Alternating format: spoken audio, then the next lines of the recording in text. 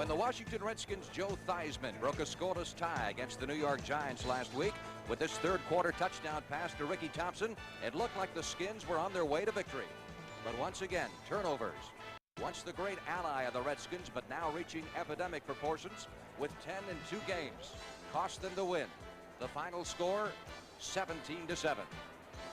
Meanwhile, the St. Louis Cardinals, winless as well, uncovered a diamond in the rough and a powerful right arm in Dallas in quarterback Neil Lomax, as well as a talented, unique two-way performer in Roy Green, who worked as a defensive back, returned kicks, and made this sparkling 60-yard catch. Today, he gets his first start as a wide receiver in the NFL. The Cardinals and the Redskins, one will start to turn the season around today on CBS.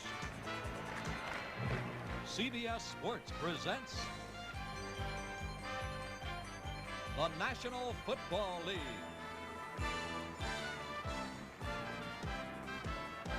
Today, the Washington Redskins against the St. Louis Cardinals. Welcome to Bush Memorial Stadium on the final Sunday of summer 1981. Gorgeous day, capacity crowd on hand. Hi everybody, I'm Frank Gleaver along with Roger Staubach. Good news for the Cardinals today, perhaps unexpected. They get Jim Hart back. Jim's a great veteran quarterback. He's had some injury problems, but they need a healthy Hart to get this season turned around, Frank. Speaking of injuries, how about the Washington Redskins decimated last week against the Giants? That sets up an interesting situation today with the return of Terry Metcalf.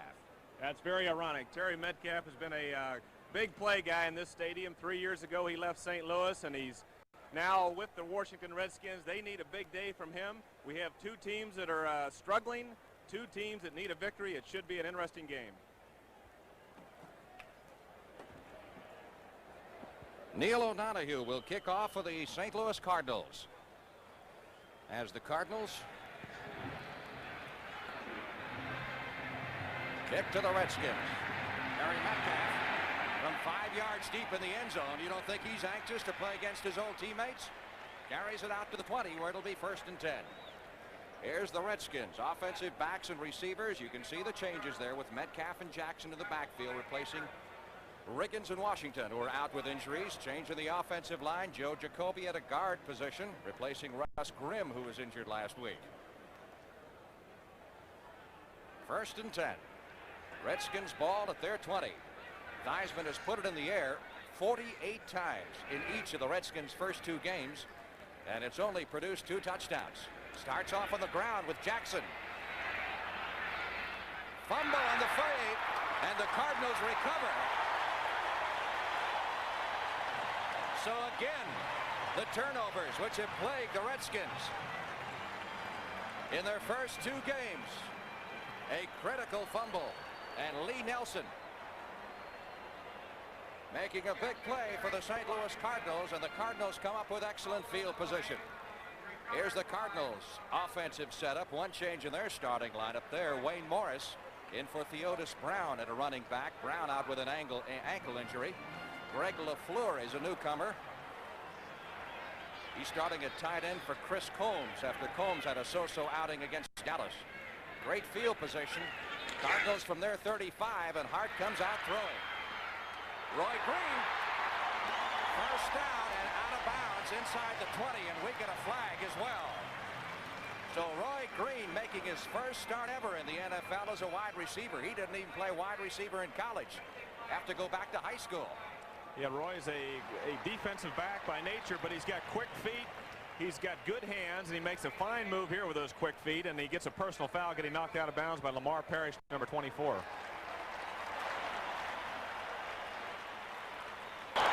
Personal foul, unnecessary roughness, number 24 defense, 1st down. Well, there you have the 2 things that have killed the Redskins this year. Fumbles and penalties. Penalties and turnovers. The run from scrimmage by Wilbur Jackson was probably one of the longest runs in 1st down. It looked like good news for a minute until he fumbled. 1st down, goal to go from the 10-yard line for the St. Louis Cardinals. LaFleur out wide to the right side. Green is off to the left. O.J. Anderson bouncing off the tackler. Boy, he made 4 yards out of nothing. Yeah, he tried to get outside, and he found he couldn't get outside, but with his strength and quickness, he ducked inside, and the strength got him through 2 tackles, and Here's the defense. Lorch was one of those men he got through, and Dave Butts, their big defensive lineman, is having a great season. Mendenhall, a new starter in the defensive line. Mel Kaufman replacing Monty Coleman at a linebacker. He'll be out for several weeks. And the secondary remains intact. Of course, their pass defense still #1 in the NFC. 2nd and goal to go. Cardinals at the Redskins 7-yard line.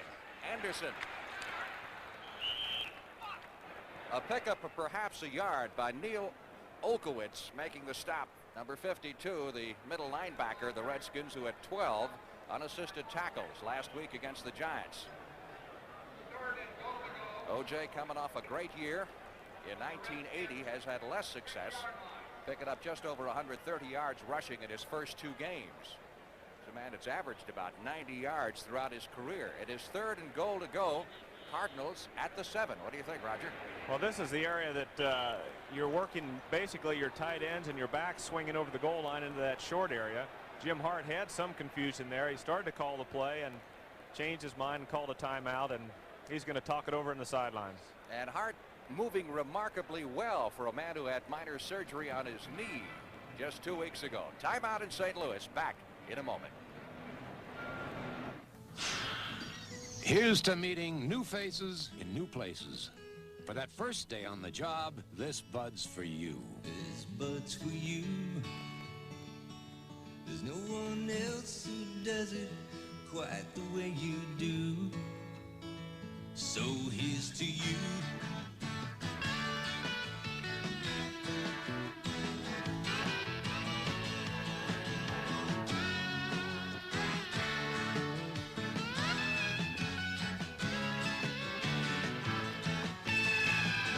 This Bud's for you. For all you do. The king of beers is coming through. Yeah, just for you. That distinctively clean, crisp taste that says Budweiser. For all you do. This Bud's for you.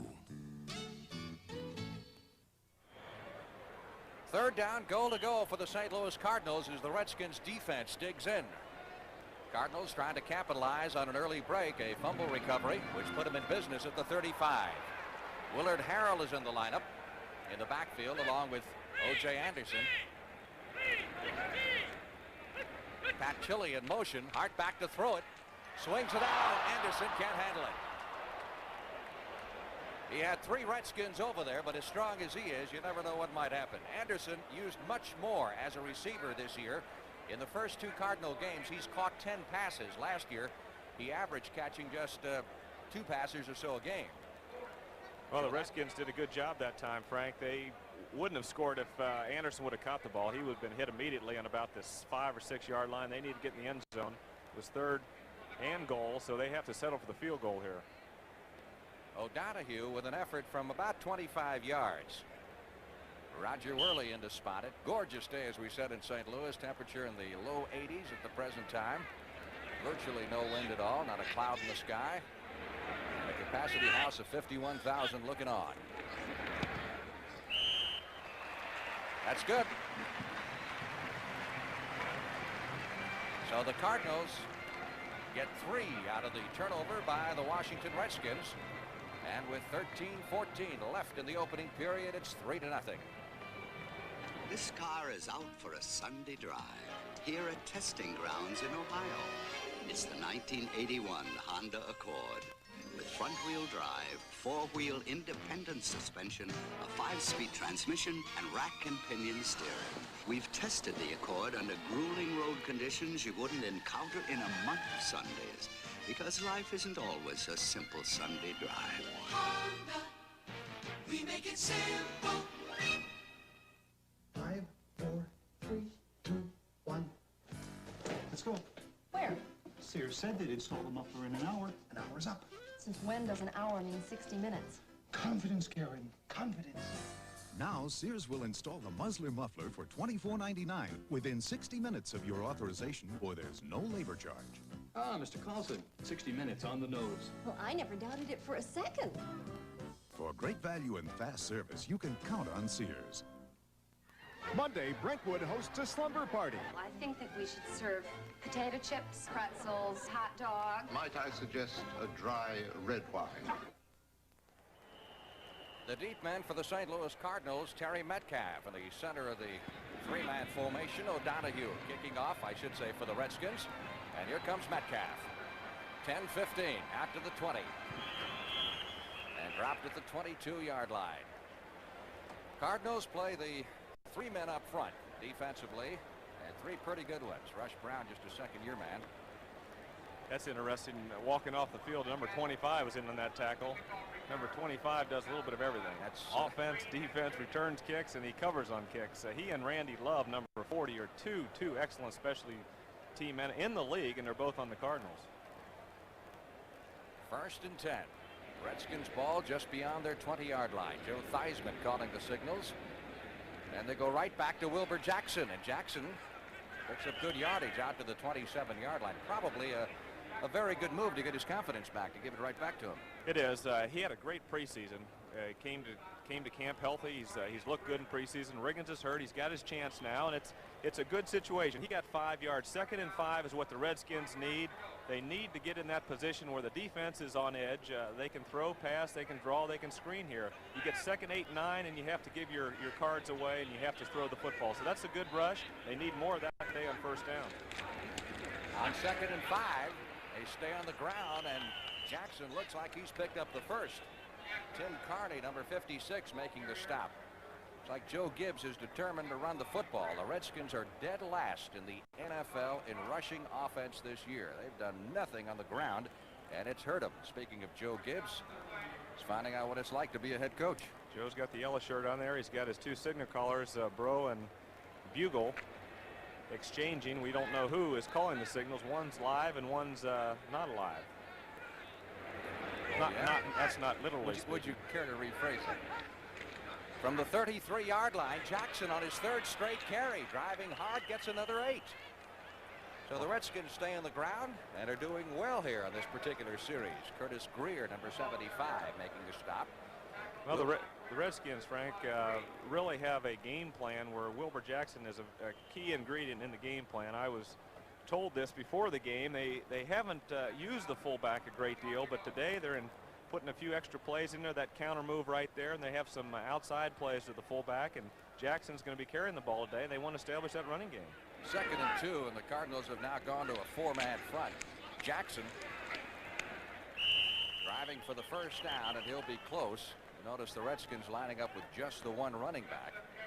Keep in mind they beat the Cardinals twice last year. They won the last 4 as Jackson heads to the sideline for equipment repairs. They've won 8 of the last 9, and they beat them handily twice last year without Riggins and, of course, without Joe Washington. That's right. They beat him with Jackson and with Clarence Harmon. It is a 1st down, the 2nd in this drive for Washington. 1st and 10 at the 44-yard line. Redskins trail 3-0. 10.5 minutes left in the opening period.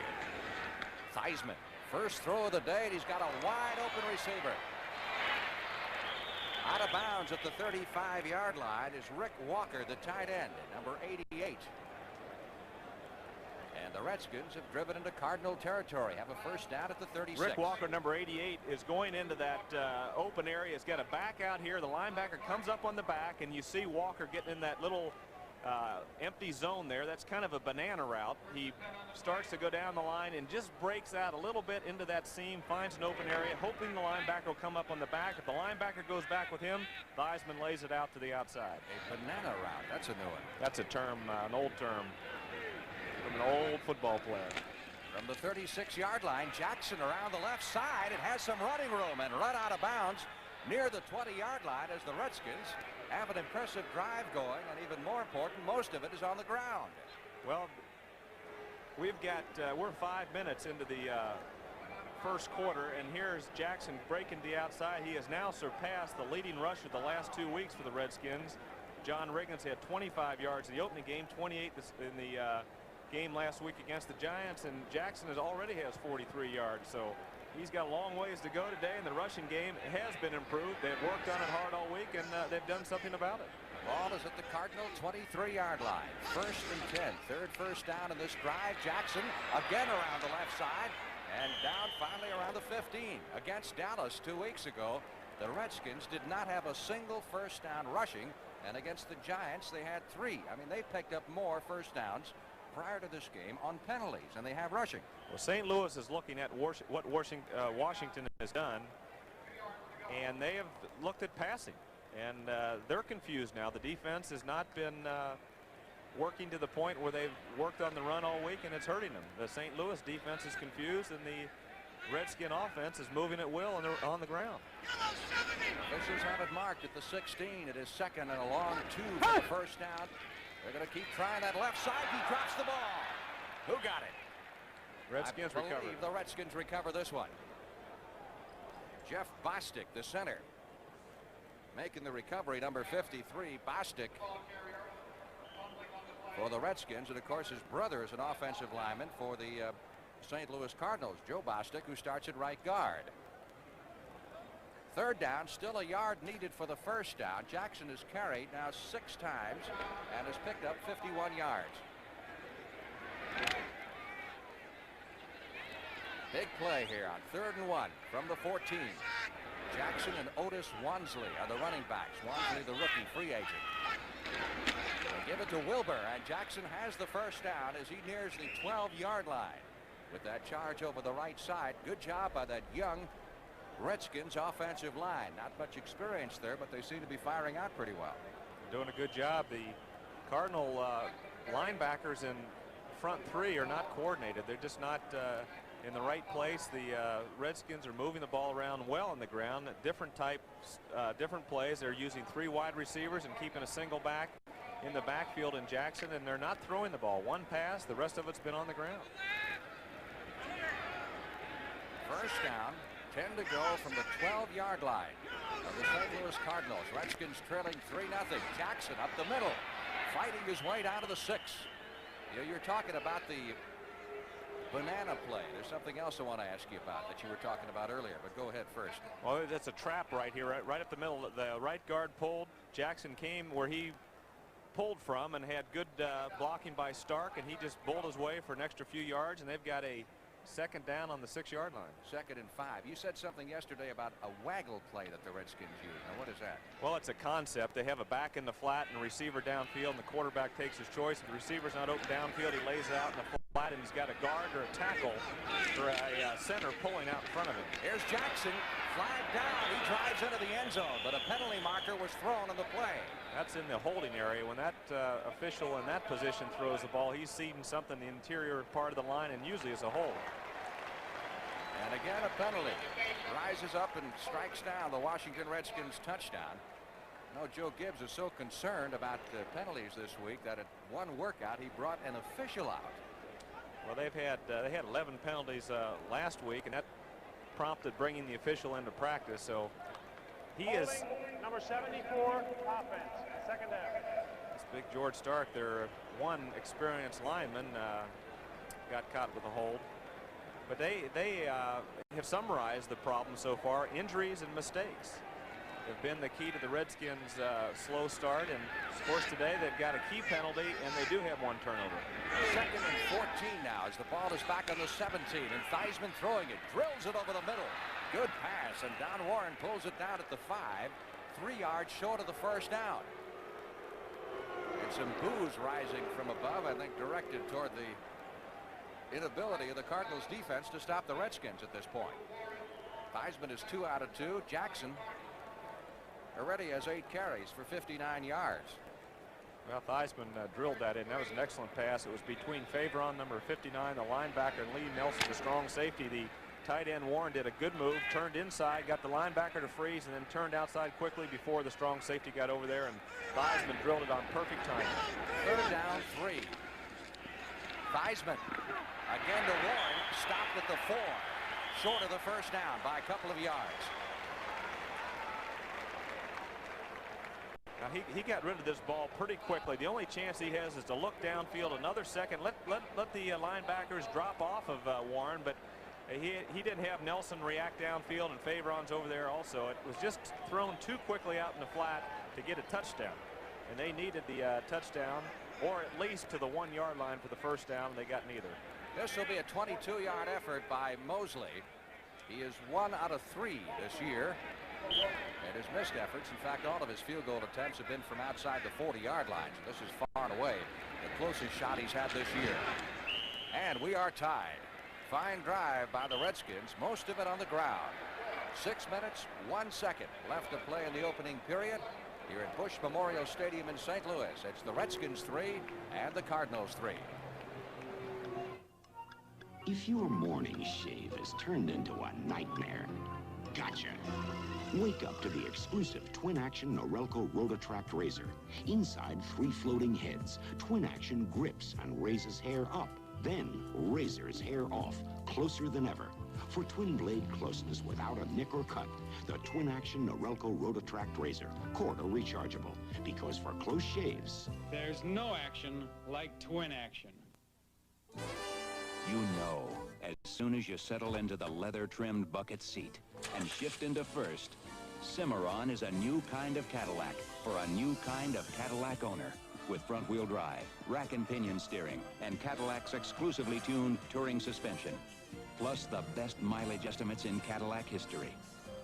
Cimarron, now at all Cadillac dealers. Best of all, it's my Cadillac. Scores of other games. Ted Brown in a 1-yard touchdown run has given Minnesota the lead over Detroit. Cleveland, Cincinnati. Field goal in the first period, 3-0. Dave Jacobs on a 29-yarder. And the Jets and Pittsburgh both winless going into this game. Russell Davis on a 9-yard run for the score. Stump Mitchell, the middleman, and the kickoff return flanked by Roy Green and Willard Harrell. Mosley, towering, high kickoff. Here comes the stumper. 15, 20. Leading kickoff returner in the National Football Conference, and we get a marker thrown on the kickoff play. This telecast is presented by authority of the National Football League, intended for the private use of our audience, and any rebroadcast or other use of this telecast without the express written consent of the St. Louis Cardinals and the National Football League is prohibited. Our referee today, Bob McElwee, the umpire Al Conway, head linesman Noam Kragseth, line judge John Everett, back judge Ray Douglas, the side judge Bob Rice, and the field judge Ed Merrifield. Illegal use of number 52 on the return team. First down. So the penalty on the return going against Charles Baker off the specialty team of the St. Louis Cardinals, which moves him back to the 11-yard line. And they come out with Pat Tilley and Roy Green set off to the left side, off to the right of your screen as you watch it. Jim Hart at quarterback. Green. Mr. Versatility in motion. Otis Anderson. Out to the 13, another flag. It's like a preseason game with the number of flags we've had here in the first quarter on both sides. We had a chance to see St. Louis against Dallas last week, and here's an interesting statistic. About 46 yards, and Jim Hart will catch the man. There's a couple booths down the way here. Sonny Jurgensen, who's one of the truly great quarterbacks. Jim should do that today. Well, he's got 15 yards already. Encroachment, number 57 defense, lined up in the neutral zone. First down. Rich Malott, the Redskin linebacker. That's a careless mistake, especially when you're talking about penalties all week long, and they've been killing him with the first 2 games. Last week, St. Louis was being penalized on the kickoff team too, and that's something you just don't like. When you get a decent run back and good field position, then they set you back inside the 15 or 10-yard line. Those kind of things kill you, and you just can't have those mistakes and have good, consistent drives and offense. Atlanta with a 10-point jump on San Francisco in their game in Atlanta. 1st and 5. Hart giving to Anderson, looking for running room. A yard, maybe 2, and then jammed up by Coy Bacon, number 79, the elder statesman of the Redskins defensive line, who admits to being 38 years of age, but some have questioned that. Well, he still comes to play. Was going to be relegated to mainly pass rushing, but due to some injuries and some other problems, Coy Bacon is playing basically almost the whole game for the Redskins. 2nd down 3. Cardinals at the 18-yard line.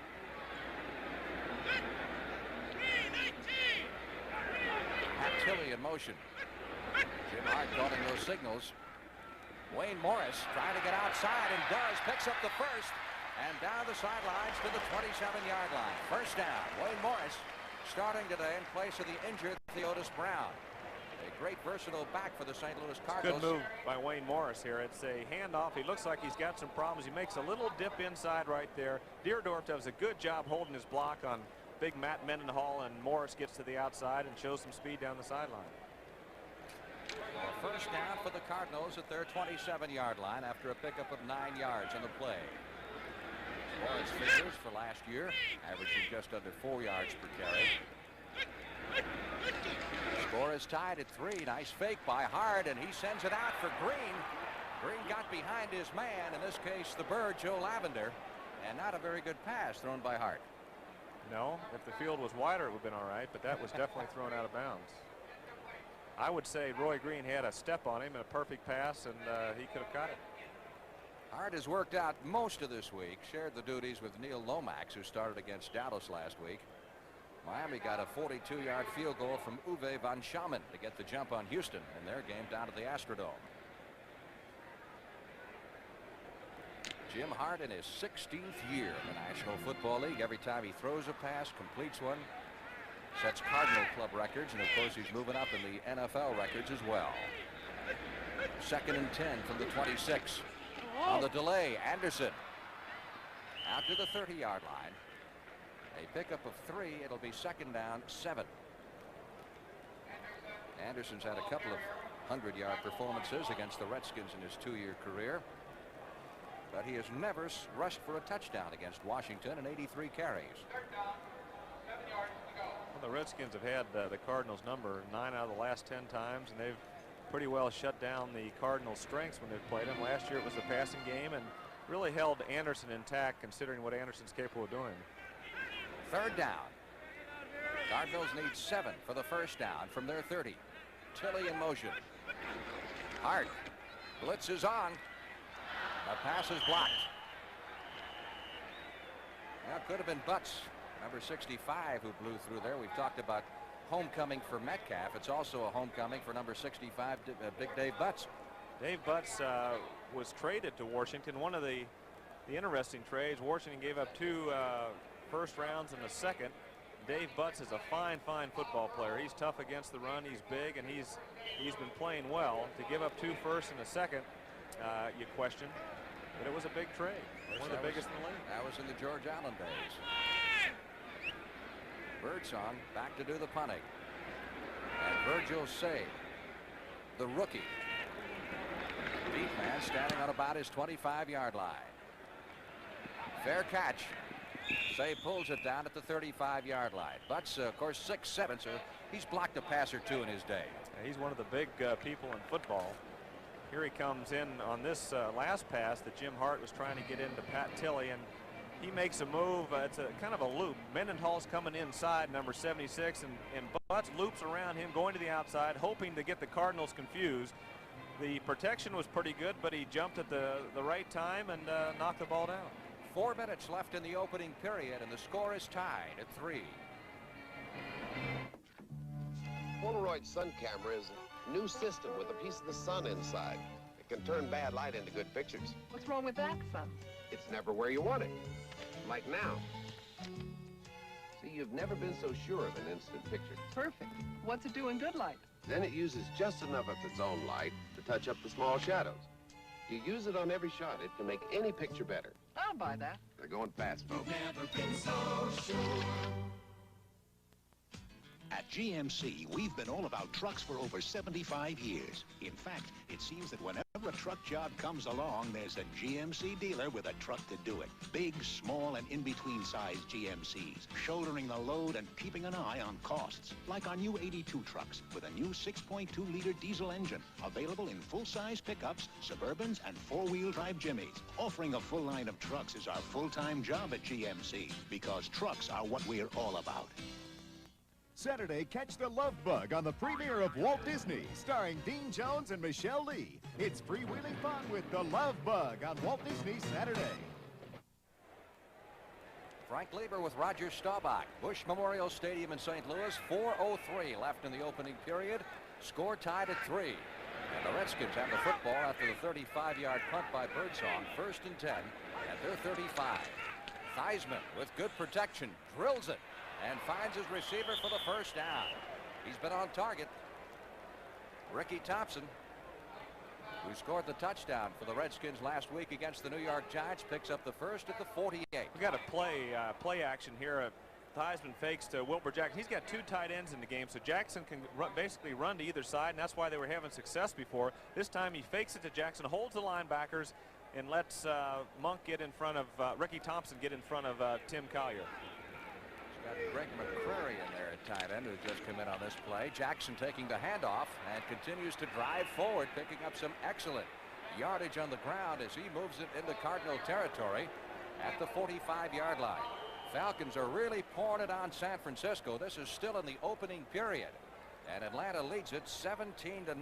Lynn Kane scoring on a 18-yard pass from Bartkowski, who's thrown 2 touchdown passes. And the Oilers have scored on Miami and lead them 7-3 in the opening period. Our score 3-3. Redskins and the Cardinals. 2nd down 3. Washington at the St. Louis 45. Wilbur Jackson slowed down at the line of scrimmage, breaks loose, doing a great job of running, and picks up a first at the 35.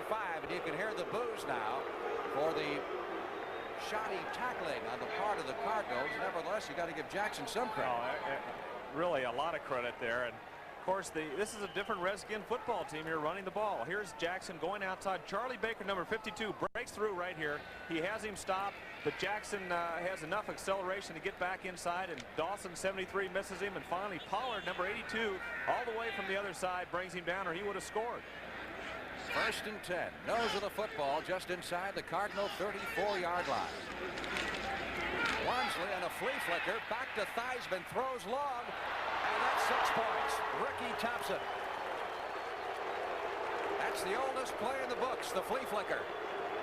As Wansley, the fullback, tossed it back to Theismann, and he drilled Ricky Thompson.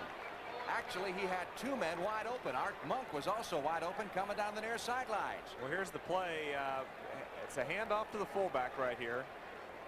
Fullback stops, pitches it back. Theismann gets a little pressure right here from the linebackers, but then he sees Thompson coming over the middle, drills it right on the money, and of course Ken Green, the safety, was confused. He came up, number 37, and then tried to get back, but it was too late. Thompson made the play, and it was a excellent execution, a good play. That's the area to do it into that plus territory, 30-yard range, and the Redskins pulled it off. Mosley tacks on the extra point.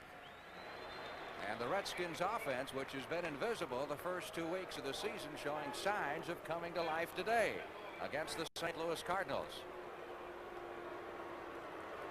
Coming up next week on CBS Sports Saturday. A lot of talk, of course, about boxing and the welterweight fight the other night. Here's a guy who continues to try to make his comeback. Roberto Duran. Can he do it?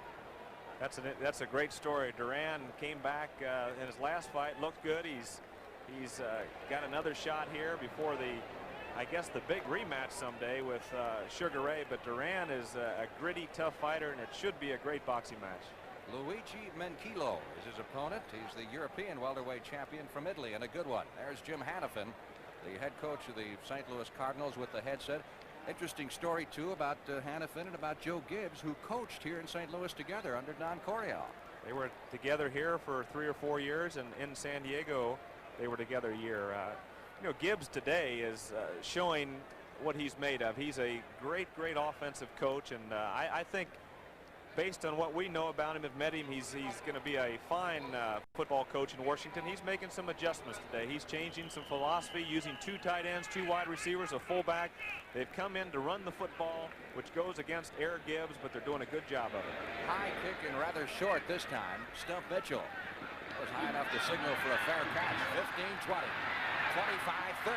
Mitchell down the sidelines and bumped out of bounds at the 42-yard line. Fine return by the number 9 draft pick from the Citadel. One of the real surprises to come out of the NFL draft this year. Number 2 rusher in the country last year to George Rogers. 30 yards on the return.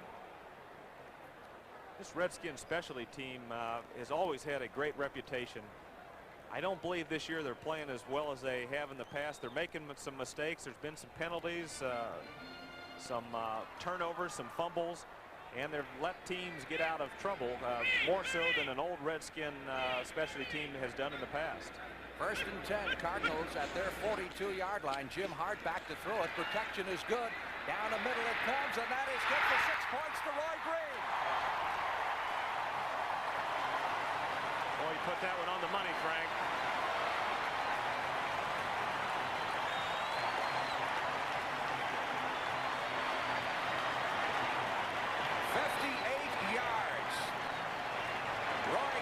First touchdown reception in the National Football League in his first start as a wide receiver. He beats Joe Lavender. It's off of a play action fake, and Lavender must have froze for just a split second.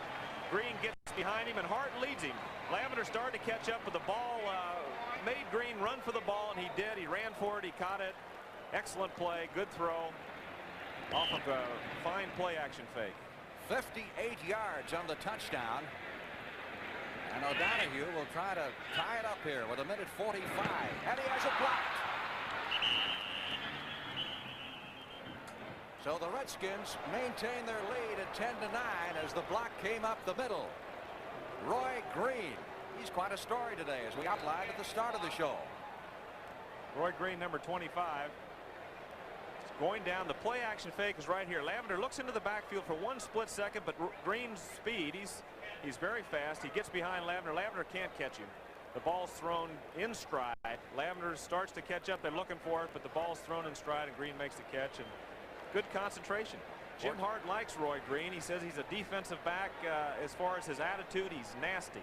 He'll go in and he'll catch the ball. He'll get into a crowd and catch it. He's got good hands. Of course, that time it was just a good throw, and he was free for the touchdown. Well, there's Jim Hart, and with that throw, he has just moved past Sonny Jurgensen as the 4th leading all-time career passer. And speaking of Jurgie, this shot taken to Sonny down on the sidelines. Before the game, he is now a Redskins radio broadcaster in the booth to our right. I don't know how you feel about it when someone passes one of your records. You've had that happen to you in Dallas with Danny White. Oh, yeah. What do you think? Well, it's inevitable. I'm a fan of Sonny Jurgensen. Boy, I saw him playing back in the old days. And Metcalf out to the 16. A little bit tentative bringing that one back. He's a great quarterback. Stump Mitchell came up with the tackle. Well, it's fortunate for the Cardinals that Green didn't forget where he was playing and knocked that pass down. I mean, once a defensive back for your entire college and pro career. It was a big extra point we saw blocked. Matt Mendenhall, number 76, got a hand on it. It changes the perspective with a Redskin 1-point lead. Wide open offensive game so far on both sides. Metcalf back to the line of scrimmage, and that's about it. When Metcalf was introduced, he got somewhat of a mixed greeting here in St. Louis. Interesting feature on Terry this morning on the CBS News, the Charles Carroll's program, Sunday morning. Trying to come back, people questioning whether he still got it. 5 years here in St. Louis, great favorite. Then left in a contract dispute, played 3 years in Canada, and now trying to come back with the Redskins. The Cardinals got a 5th-round draft choice from the Redskins this year in exchange for the rights. Flag down as Metcalf carries out beyond the 20-yard line. I think the Redskins had illegal formation. The tight end was off the line of scrimmage, and if that flanker back isn't on the line of scrimmage, you have some problems. That flag was thrown pretty quickly, and it looked like a formation problem. But I guess it wasn't. Good try, Roger. It must have been on St. Louis. It certainly must have. Well, someone was lined up off sides because it happened very quickly. The flag was thrown before the play almost. You just caught it from up here, and the officials didn't catch it, see? Here's a call from the referee, Bob McElwee. Encroachment, number 75 defense, lined up in the neutral zone. Second down. So the encroachment penalty against the St. Louis Cardinals, Curtis Greer. Ball is at the 21-yard line, 2nd down, 5. Redskins leading 10-9. We're down to 56 seconds left to play in the opening period. Jackson Jackson, prior to that play, had rushed 12 times in the first quarter for 82 yards. That's a very impressive figure for a team that hasn't run the football.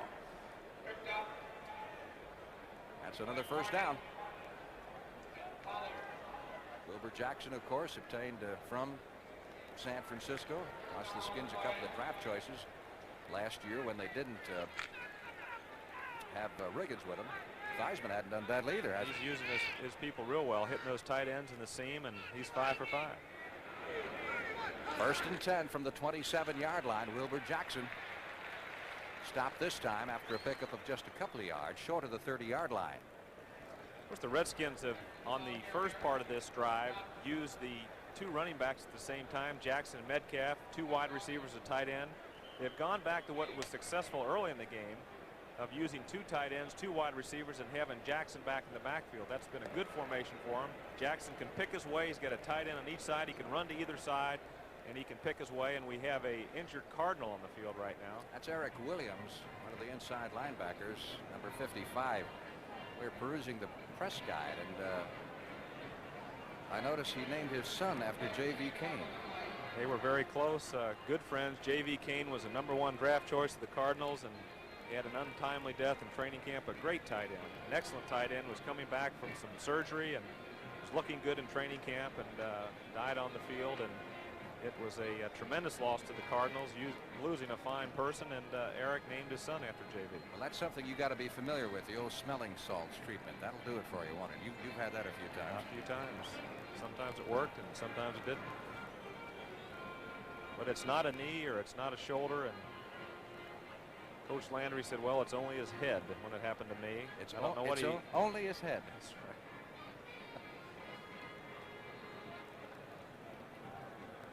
Williams, fine inside linebacker.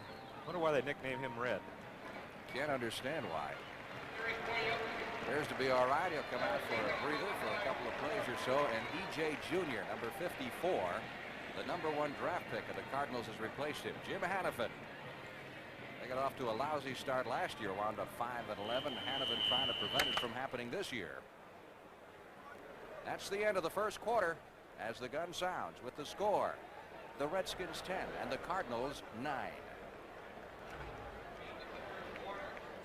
You know people like us, we're teachers. Firemen, people just like you. These are the uniforms we wear at work. But these are the uniforms we wear when we serve part-time in the reserves and the National Guard. You see, in the reserves and the Guard, you not only serve your country, you're part of a first-rate team. Training alongside real buddies. Yet while you serve, you can live at home. And keep your full-time job. Because in the reserves and the Guard, you don't have to give up one life to live another. The reserves and the National Guard. Talk to your local recruiter. The 1981 Honda Prelude is a pleasure to look at in many different ways. You can look at it as a sporty car with front-wheel drive and sleek, racy looks. You can look at it as a comfortable car with a luxurious interior and power steering that comes with the optional automatic. You can look at it as an economy car after CBS Sports coverage of the National Football League is sponsored by Honda. We're kicking off our season with an all-pro lineup of cars. Honda, we make it simple. And by the Champion Spark Plug Company, the Spark Plug Specialist.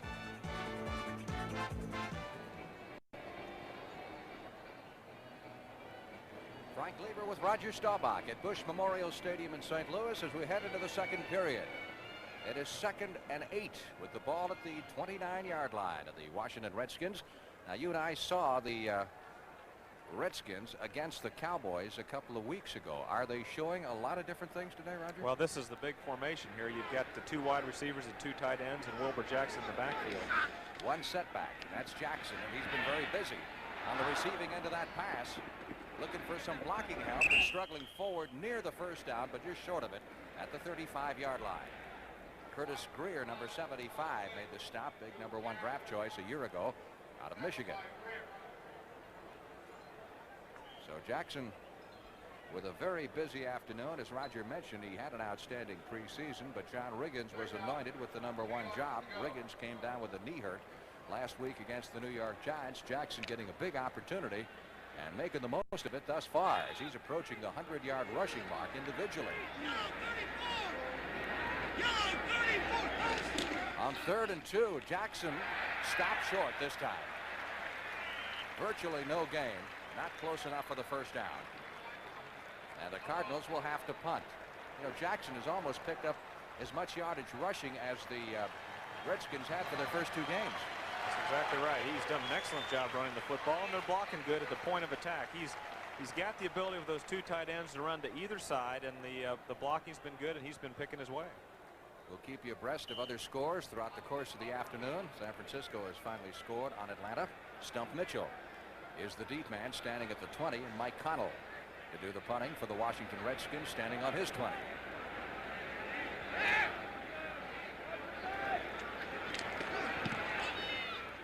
Skins have Big Dexter Manley going down as their deep man. Mitchell at the 30, 35, and runs into a huge traffic jam at about the 37-yard line.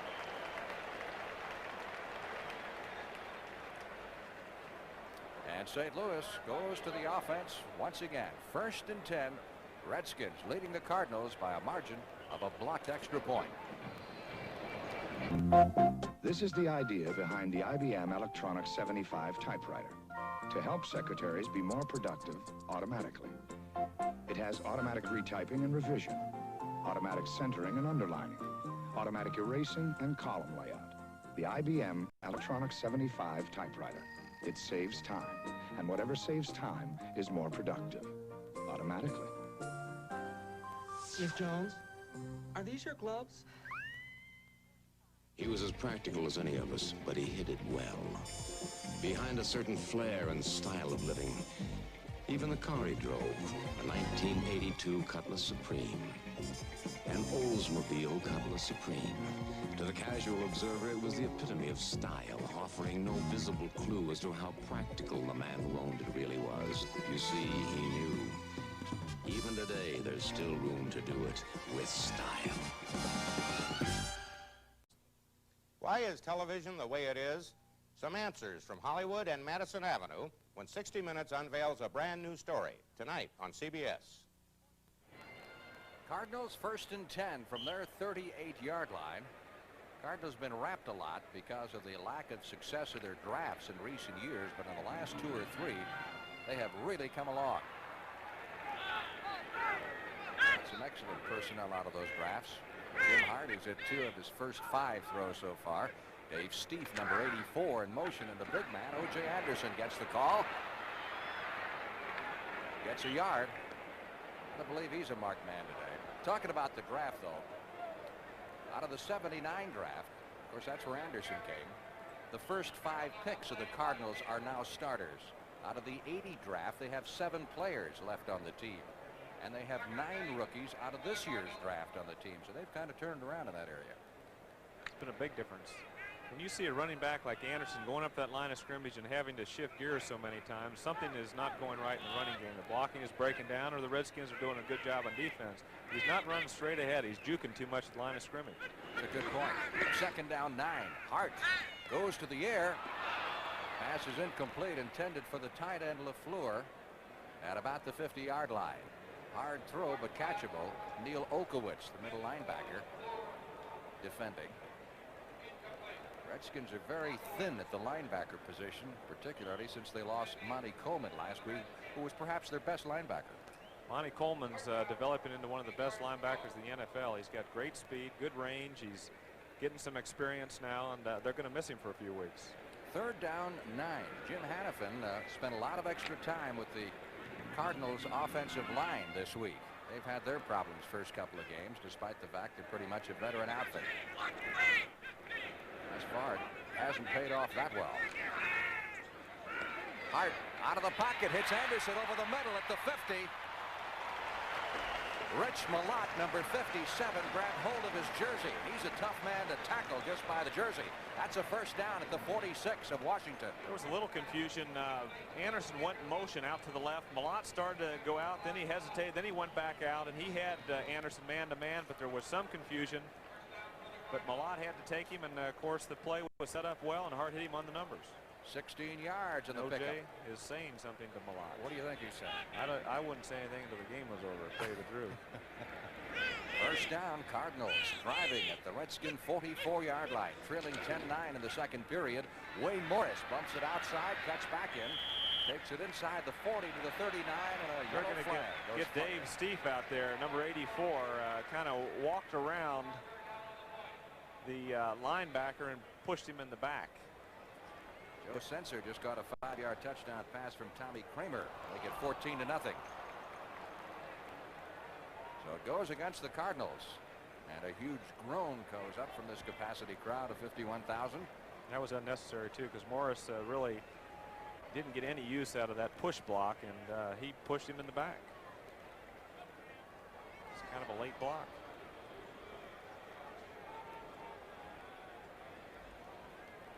Illegal use of the body. Number 84, offense. Blocking from behind, above the waist.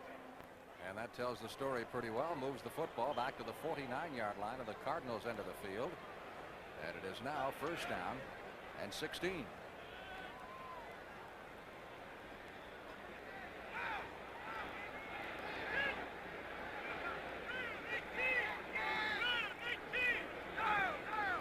Steve in motion for St. Louis. Hart. Good protection. Sideline throw to Steve. Made the catch, goes out of bounds, short of the first down at the 38-yard line. However, bring it back. Holding. Coming up against St. Louis. I thought he had extra good protection. Hart was injured in the first quarter of the Cardinals' first game. Suffered a knee injury after completing 3 out of 5 passes. Holding. Number 68, offense. First down. Terry Stieff. There he is, number 68, guilty of the holding call. That's when he wanted to duck into that huddle and just disappear. So now the Cardinals, as a result of 2 penalties, are back on their own 39. That's quite a few penalties for this early in the game. Yeah, they've got a first and 27, so you don't want to go for the whole ball of wax here. You want to maybe get the 10 to 15-yard area, take something that you can get, and worry about second down. If you go for everything, you're in second 27. Trying to set up the screen over the middle. Nobody there to receive it. Anderson was in the middle of a traffic jam there. Couldn't get loose. Well, the Redskins recognized that. Dave Butts started to come in strong. He saw the screen. He backed off. Coy Bacon slid over there. Also, Olkowitz was in the area. So they had that play pretty well under control. Hart still receives his plays from the sidelines. They signal the plays in from the bench. And for a 16-year quarterback, you begin to wonder a little bit. I know you're the wrong guy to ask about that.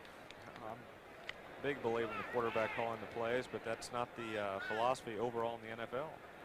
Not anymore, no matter how many years experience you've had. Second and 27. Willard Harrell in motion. He caught a touchdown pass last week against Dallas. Hart trying to get it away. Anderson off his fingertips.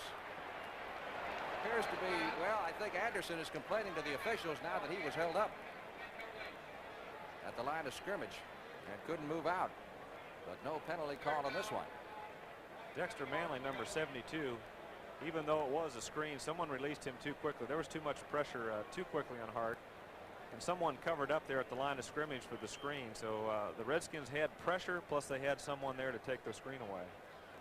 Here's number 72 coming from the right side of your screen that puts the pressure on there. Plus Kaufman, the linebacker, number 55, was in the area and he recognized screen. So the Redskins did a good job. Anderson looking at that replay, claiming that Kaufman interfered with him rather than held him up, really. But now St. Louis with a third and 27 upcoming from their 38-yard line. Hart sideline throw. Green is out there. He's got it. Oh, fine catch by Roy Green. He got behind Lamar Parrish this time, but Jim Hart laid it in there perfectly. He had some pressure on him and he laid it up, and Green with that quickness of his got behind Parrish before Mark Murphy, the safety, number 29, was over there. That's a first down. This is a third and long, and there was a double team with Parrish was running with Green, Murphy was going to be there to help deep, and Hart just laid it perfectly to the outside, to the sidelines, and Green ran under it. Here's Parrish running with him. He knows he's got help deep, but Hart fades the ball to the outside in just perfect position to catch it, and of course Green had good concentration on the ball. 35 yards on the play and a first down for the Cardinals at the 27-yard line of the Washington Redskins. They go back to the ground. Anderson trying to get outside. Runs into heavy traffic at the line of scrimmage. Has to fight to get to the 25. Pickup of a yard on the play. It'll be second down 9. You know, on first down, you always have a force man on defense. A force man is someone that's going to turn and run inside. Sometimes it's the linebackers going wide to the outside or the strong safety coming across. Tony Peters, number 23, is an aggressive strong safety. He was the force man. He came across, and Anderson had no chance to the outside. Malott comes out of the game, and Kevin Turner comes in at a linebacker position. Well, Green's off to a pretty good start, I'd say, in his first game as a wide receiver. Not bad. 10 minutes, 20 seconds left in the first half. Redskins leading 10-9. Cardinals threatening, 2nd and 9 at the Washington 25. Steve starting in motion. Hard to throw it. Wayne Morris, the intended receiver. Well, they were testing Kevin Turner, number 54, the linebacker. Wayne Morris is swinging out of the backfield, and Kevin Turner, 54, had a man-to-man down the sidelines, and they were pretty even. Hart seemed a little mad at himself after throwing that pass. So we said Jim's been around 16 years. You've played against him many years. What would you say are his strongest attributes? Well, he's very smart. He's got a good arm, good release, and Jim Hart has been just a solid quarterback in that pocket position. He's not a scrambler, and an excellent arm, though. He's got good anticipation, and he also can drill the ball when he has to. His arm is not into the Bradshaw Cannon category, but it's strong. And he can do, he's got a good touch in the short passes also. Big play in this drive. 3rd down 9 for the Cardinals at the 25. A flag goes down. Looked like Harrell was in motion. Pass is complete to Anderson. That would be good for a first down, but there was a marker down as it looked like 2 men started in motion. Harrell started, so did Anderson, and that's a no-no. That's illegal. Harrell stopped rather quickly, but the officials caught him. He would have been all right in Canada. You can have people in motion, 2 people, but here you cannot do it. So the officials will bring it back with yet another penalty flag. And a Cardinal first down is wiped out. Ball is moved back to the 30. Illegal shift. 2 backs in motion on the offense. 3rd down. So a penalty of 5 yards in the play makes it 3rd and 14 for the Cardinals at the 30-yard line of the Washington Redskins. You want to call one here? What do you think? Well, they overcame a 3rd and 27. 3rd and 14, based on what the Redskins want to do, they're going to double the wide receivers, and I look for maybe a tight end over the middle.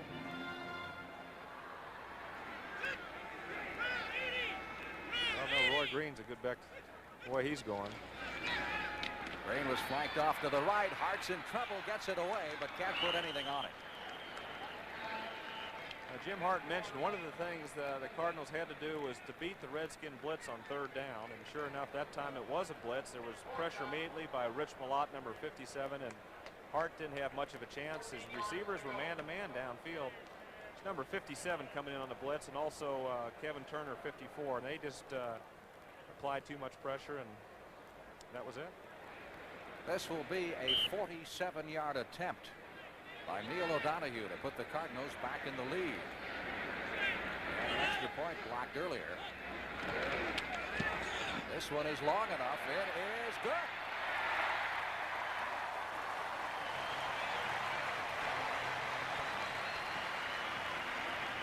Neil O'Donoghue, who came to the Cardinals after playing with Tampa Bay, playing at a big dividend. The 1980 Winter Olympics. Hockey team captain Mike Ruzioni helped clinch the gold for the U.S. I'm Michael Ruzioni, the artist. Budweiser asked me to paint with these to help raise funds for America's Olympic athletes. Now you can own my painting and help our athletes train for 84. After all, there are a lot of Picassos. There's only one, Ruzioni. Call 1-800-325-1488 for more information. Homeowners insurance or car insurance, when you have a claim, you want fast, fair service. State Farm agents see that you get it. For some claims, we can even pay you right on the spot. On other claims, your agent works with experienced State Farm claim specialists.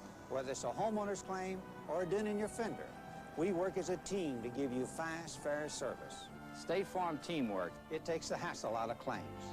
And like a good neighbor, State Farm is there. Next weekend on CBS Sports Saturday, Roberto Duran continues to fight his way back to the top as he faces European super welterweight champion Luigi Minchillo next weekend on CBS Sports Saturday. That ought to be a great fight. It'll be early afternoon in Vegas, though, and it could be over 100 degrees. That'll be a test of Duran's conditioning for sure. He said he wasn't in shape for his first fight. We're ready to go.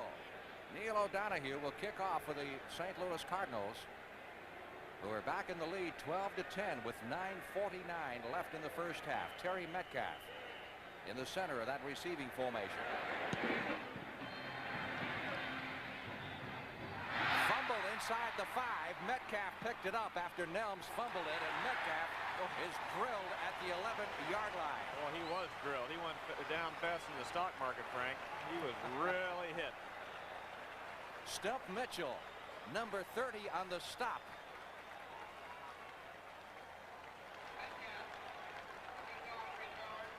Well, they got the stump. They got Roy Green, 25, and Randy Love, all excellent specialty team people.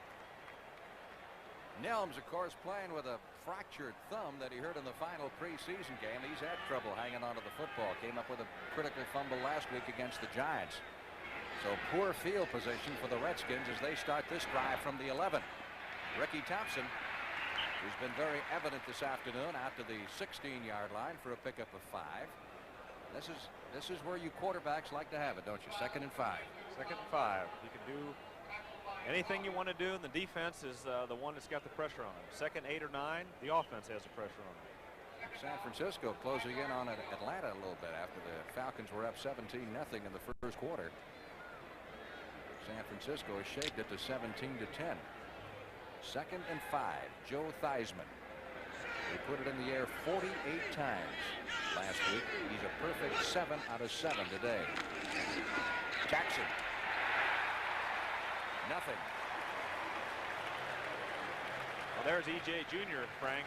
E.J. is the one that made the play, came out of his linebacking, inside linebacking position, and got to the outside, shed a block, and made a nice tackle. Junior is a good one, number 54. The 5th man selected in the draft this year, one of Bear Bryant's prizes from Alabama, and going to be an outstanding linebacker in the National Football League. And the reason you see those linebackers coming out, they bring in some extra defensive backs. Roger Worley's one of them, and they play their 3rd down prevent type defense with 4 linemen rushing. 3rd down, let's call it 6 for the first down. Theismann almost intercepted. And guess who it was? Roy Green. Well, fortunately for Roy, he's catching them on offense today. That's right. There he is. He's in there on defense. He's got Harmon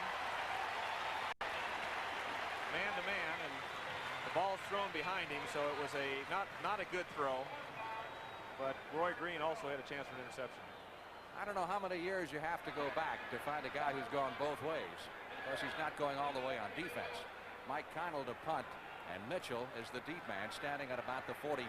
Connell on his goal line. Had a punt 10 times last week against the Giants. Well, that's a good one to run back. Short punt. Mitchell at the 50, 45, 40, 35, 30, 25, 10. Harmon takes a shot at him. Touchdown. No flags. Well, he went north and south, Frank. He took his chances with that first battery of Redskins, and he said, to heck with it. I'm going to try to get through them. Once he got through them, his speed to the sidelines was very quick. He doesn't want to let go of the football. He's still got the ball. When he catches this ball, you got a choice to try to juke those first few downfield, those red jerseys. He decided to try to run right through them and hope for the best, and here he makes his move and his decision. He goes north and south right here, and he's missed by a couple of Redskins, and he breaks to the sideline, and it's all over. The stump has got good speed, and he just heads his way into the end zone. Clarence Harmon's the only one, number 38, that had a chance at him. Extra point is good by O'Donoghue.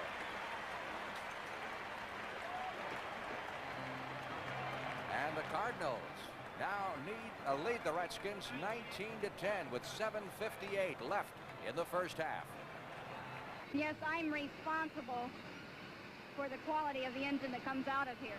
Without the people on the line being a part of it, I don't have a chance. At Ford Motor Company, quality is more than a priority. Quality is job one. We have to do it. We are the ones that are basically responsible for the quality. Better and better, see what we've done. And Ford quality is job one. Sears Step Up in Comfort sale is going on now. Sears Comfort Suit, on sale for $79.99. Save $30 and step up to comfort in special action features like stretch fabric, stretch waistband, even the vest stretches. Then save on Sears Tone-on-Tone dress shirt, now only $6.59. You'll save 40% on the shirt, $30 on the suit, and you'll be sitting on top of the world quite comfortably. For savings in menswear, you can count on Sears. Well, the crowd has come alive here, 19-10. O'Donoghue preparing to kick off. Metcalf is deep. So is Nelms. And the Redskins specialty teams are killing them. Penalties. Returns. Metcalf fumbles it at the goal line. Out to the 15.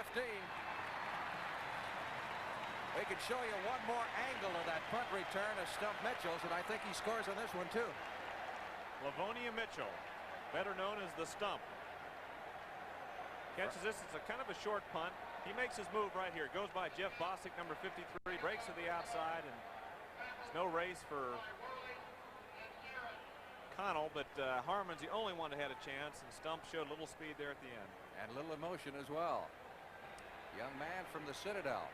It's a 9th round draft choice. I don't know how you pass a guy up like that. He had a good reputation in school as a football player, a good guy, and he's showing his stuff today.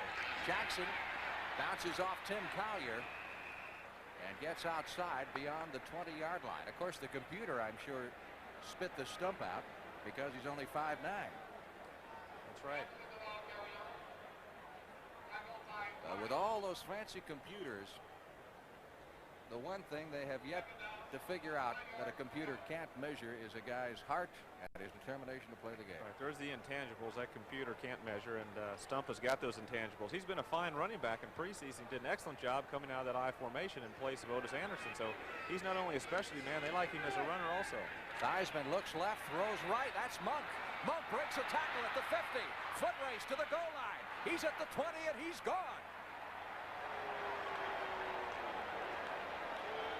Theismann looking around for flags. I guess you do that almost automatically. Well, Theismann did an excellent job right here. He's looking off. Lee Nelson is at fault. He's responsible for the deep area. Theismann splits the zone between Carl Allen, number 27. Lee Nelson, 38, gets over there too late, and then he misses the tackle, and it's all over. Monk's got good speed. He's a big receiver, an excellent receiver, and he's got speed. He can run with the football. Carl Allen's chasing him from behind, and it's all over. Lee Nelson, number 38, does a good job for the Cardinals, but here's the zone. Here's 27. He lets him get by him. He knows he's got help by Lee Nelson, but Nelson, 38's over there too late and misses the tackle, and it's all over. 79 yards. Theismann to Monk for the touchdown, and we've got quite a football game.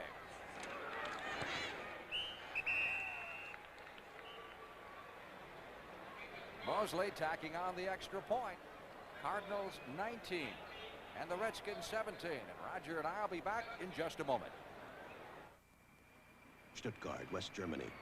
A very special Mercedes-Benz is coming home to the Mercedes test track. This 1968 diesel from Oregon has been driven over 1 million miles. And after 12 years of careful maintenance, a couple of engine overhauls, and a little luck, this million-mile Mercedes-Benz diesel can still hold its own with these new Mercedes-Benz diesels. Mercedes-Benz, engineered like no other car in the world. Hey, Gail, how's the trip? Great, very good. Good. Oh, no, not again. Wait, let's throw. Hey, look at that guy. Wait. Wow, he caught that jet. Hey, it's Gale Sayers. Boy, Mr. Sayers, you were really flying. Had to. Nobody's taking off with my Stros. From one beer lover to another Stros. Saturday, catch the Love Bug on the premiere of Walt Disney, starring Dean Jones and Michelle Lee. It's freewheeling fun with the Love Bug on Walt Disney Saturday. Here's Theismann. He knows what defense he has right here, Frank. He sees Lee Nelson back. He looks to his left to keep Nelson in the middle of the field. He knows it's a zone, puts it right between him. He doesn't know what happened right there. He was listening to the crowd noise, really. He didn't even see the completion. That's probably the case on a lot of your touchdowns down through the years. Finally, he's looking around and saying, hey, what happened over there? The crowd did not yell in his favor. He knew he was in St. Louis, so something good happened. Mosley kicking off high and a bit short, and here comes Stump Mitchell again from the 15. 20, exciting player, out to the 30, and stopped short of the 35-yard line. We have a football game today. We've seen it all. Long passes, kickoff returns, punt returns. And we've got half of the second quarter left, plus the whole second half. Other scores, Cleveland. Looks like it's on the road to winning one, but still a little bit early in the second period, 13-0. Over the Cincinnati Bengals. Newsom, 4-yard touchdown pass from Sipes, the latest score, and the Steelers going for their first win of the year after 2 setbacks, leading the Jets in the second period 17-3. Our score 19-17. Cardinals over the Redskins. 1st and 10 from the 33-yard line for the Cardinals. Anderson, tough man to bring down. Very close to a first down out to the 43-yard line. You know, this is a pretty good rivalry here. You hear a lot about Dallas, Washington, but the Cardinals and Redskins have no love for each other either. That's exactly right. And here's Anderson. He's going straight ahead this time. A good turnout block by number 71, Bostic. Deerdorf gets his man, and Anderson runs straight ahead with that power, and he's finally collared by number 57, Malott, but he did a good job that time. Bostic got a nice block, and he just went straight ahead. He didn't try to juke anybody, and he got almost 10 yards. Close enough for measurement, say the officials. Short by about a foot. O.J. Anderson has been held to 21 yards so far. Notice that the fans haven't given up on the Redskins yet. They had a big crowd in Washington yesterday afternoon, I hear. It's about 250,000 to see him off. Yeah. So obviously they're not down on him, I guess. Ball is at the 43-yard line. You've got to watch those programs a little closer. Right? A lot of people in Washington. He really did, yeah. Atlanta leading San Francisco 24-10 in the second period. Well, the Redskins had a very disappointing game at home last week. The Cowboy game was one of those when it was all over. You said, hey, play here or play there. We could have done it. Last week they did not play well. Gibbs has got them going today. They're playing tough. They're giving up some big plays, but they're playing football. They're playing with enthusiasm, even though they're behind by a couple points right now. This will drive you nuts today. Their offense is going and their defense isn't. Here's Wayne Morris. First down and a lot more as he plows out to the 50-yard line. Well, their defense coming into this game was number 1 overall in the NFC. They number 11 against the rush, number 1 against the pass. So they have not shored up the rushing game. They started out well in the first quarter against the rush, but here we have Morris and Anderson making 2 fine runs here in the second quarter. 1st and 10. Cardinals from midfield, leading 19-17. Steve is wide to the right side. Nice hole. Wayne Morris, another first down. Down to the 37-yard line. So the Redskins defense, which had played pretty well the first 2 weeks, now suddenly runs into big problems. Here's Morris. He has a big hole there. Number 76 for the Redskins was caught out of position. Matt Mendenhall, and Morris got inside, and he's got good quickness. Morris has been a very durable, solid running back, and he's a fine blocker, good pass receiver. He and Theotis Brown have been going back and forth. Theotis is hurt today, and Wayne has stepped in and has made 2 fine runs here in the second quarter. He's got 3 carries for 29 yards. Redskins may be paying too much attention to this man, Otis Anderson. Trying to pull free and reaches the 34-yard line for a pickup of 4. It'll be second down 6.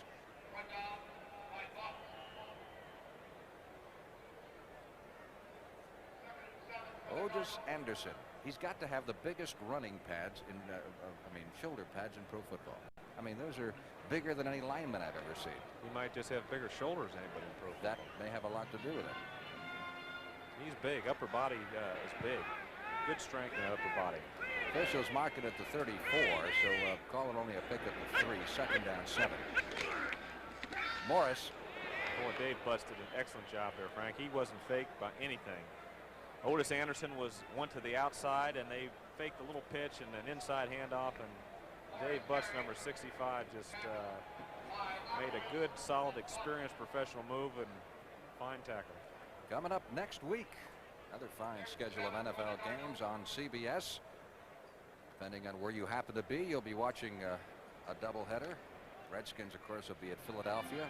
St. Louis fans will be watching Atlanta, Cleveland in the first game. Then St. Louis, Tampa in the second.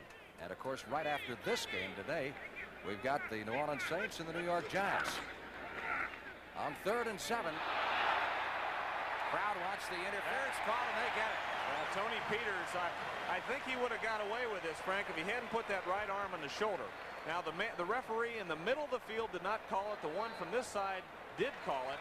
And I think he just saw that arm around the shoulder pad, and that's the reason he called it. But it was a kind of a late call, and really it wasn't the referee in the best position that made the call. I think we can look at it again and see. He does a good job on defense here. Watch that right arm that was on his right shoulder, and you can't do that. You can't put the right arm on the shoulder when you try to get the interception or knock the ball down. So that means first down for the Cardinals, who have now reached the 27-yard line, and the Redskins trying to figure out some way how to slow this Cardinal offense, which has been very steady. Joe Gibbs doing a little patient on the sidelines.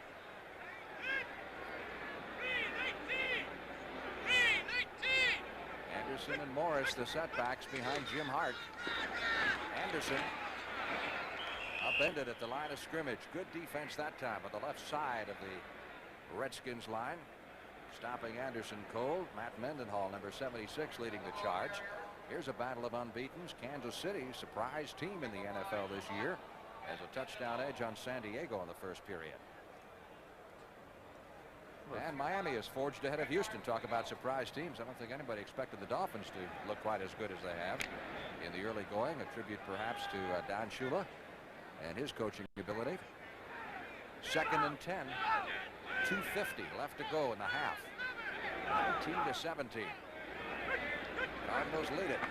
Hart back to throw. Pressure. Gets rid of it. He's got LaFleur, and that's a touchdown. Greg LaFleur, the tight end.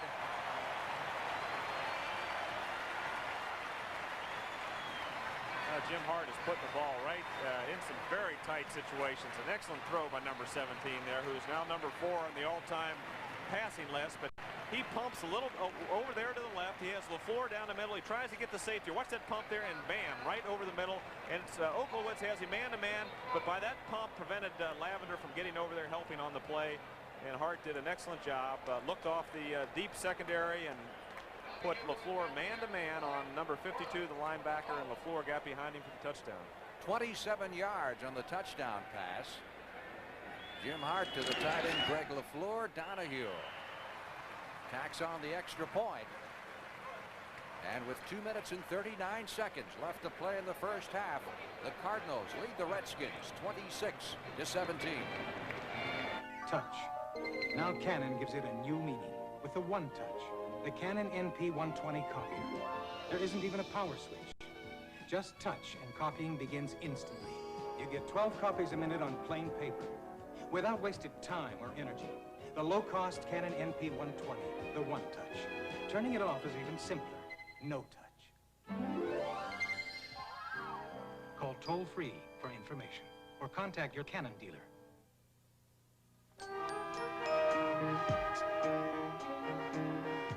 Just imagine if everyone drove a car like the Honda Civic DX, there'd be more room on the freeways. There'd be be more space to park. And we'd probably all use less gas. The Honda Civic DX.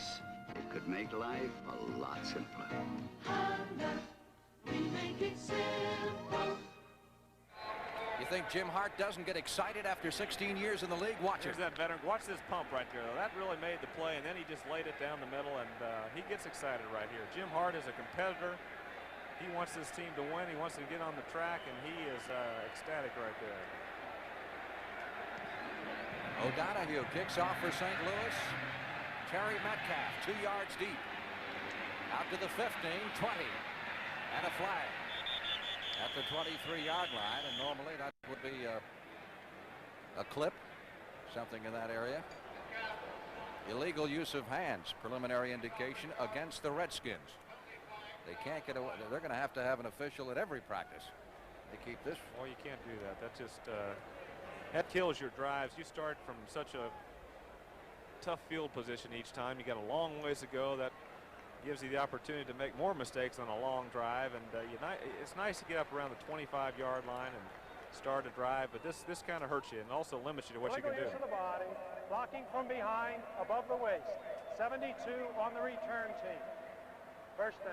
Big Dexter Manley, the Redskin rookie, guilty of the infraction. And that again saddles the Redskins with poor field position to start this drive as they're back at their 13-yard line.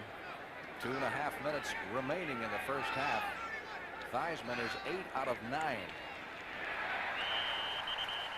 Continuing to try to run Wilbur Jackson. Jackson 94 yards rushing in the first half here, 17 carries. Tampa Bay has scored on the Chicago Bears. Mike Washington and a 29-yard interception return. And I will be in Tampa, as a matter of fact, with the Cardinals. Cardinals at Tampa. Our first look at the Buccaneers. Detroit, Minnesota are tied in the second period. Detroit coming from 14-0 down to tie that one. 2-minute warning. Going to both benches, though. Theismann heads over to the far sideline for a word with Joe Gibbs. And we'll be back in St. Louis in just a moment. In Redskins is one of the biggest men in the NFL. He's big in more ways than one. It's been a tradition with the Redskins to always have a Santa Claus, and they needed someone quite large, and I was the natural pick. Hey, Buzz, what is this, you moonlighting now? Hey, come on, Herm, give me a break. This is something special for Christmas. I've been Santa Claus for 4 years and have enjoyed it ever since I started. You help so many kids from so many different agencies, and this is what United Way has provided, a vehicle for us to get out in the community and visit with some of these children. You can hide behind a mustache and a beard, but yet to see the young people, the twinkle in their eye, they just light up when Santa Claus comes. Regardless of what their problem is, it's all forgotten. The United Way provides a spirit of Christmas year-round. The many agencies, the many people they help, and that's why I'm happy to be a United Way volunteer. The preceding message was furnished by the National Football League. Exactly 2 minutes left to play in the first half. The Cardinals have sent in a prevent type of defense here, anticipating the Redskins going to put it in the air on 2nd and 8 from their 15. Well, that's a good stat right there for both teams. They're moving the ball on first down and getting plenty of yardage. That's what's hurt the Redskins the first 2 games, especially offensively. In the rushing game, they just had nothing. Now they're moving the ball well on first down, and it's made a difference. They've overall have played well offensively. The defense has given up 2 big touchdown passes, and of course they came in as the #1 defense in the NFC. So you got to get both units playing together to be successful. And Jackson's got 96 yards in the first half, and that surpasses and almost catches up with the total yardage rushing the last 2 games. Monk in motion, starts one direction, then goes back. Theismann on 2nd and 8 retreats to the 5, trying to hit Ricky Thompson out at the 35-yard line. Roger Worley was defending. It was a pretty darn good pass by Theismann, though. Worley was in position to possibly intercept the ball. He threw it low to the outside, and Thompson could have caught that ball. There's Roger, who's become kind of a forgotten man here in a couple of weeks. He lost his starting job last week to Tim Collier, long time Pro Bowl veteran, been in the Pro Bowl 7 years for the St. Louis Cardinals. 3rd down 8. Ricky Thompson wide to the left side, and Monk is set inside of him. Here's Roy Green, who's been all over the field today, offensively and defensively. Blitz. Theismann finally unloads it to no one in particular. I thought it was a blitz, but actually looked like it was just Pollard chasing him all over the place. Pollard was in there, and also see if it did have a blitz here, because they got all over him in a big hurry. Stafford Mays also put some pressure on him. But Theismann finally did a good job. 82, Pollard just looped around, got in. Greer went inside, Pollard went around, and of course Roy Green, number 25, came up to put some pressure on him, and Theismann got rid of the ball and didn't take the trap back near the end zone. Punting situation, and Mike Connell is standing smack on his goal line as he awaits the snap. Cardinals got 2 men on the outside man for the Redskins. Big Dexter Manley, one of the only defensive linemen in the league who goes down as the outside man, covering punts. He's like 6'5" and 240, and he's fast. High kick. Good punt. Stump Mitchell, 40. This time down at the 45-yard line, but the Cardinals will have ample opportunity here in the 2-minute period to get back on the scoreboard again. I think the stump got hurt a little bit, Frank. Might be wind. 50-yard punt by Connell. Far and away his best kick of the day. Stump Mitchell, number 9 draft pick. Citadel. He's the injured man. Fine kick returner.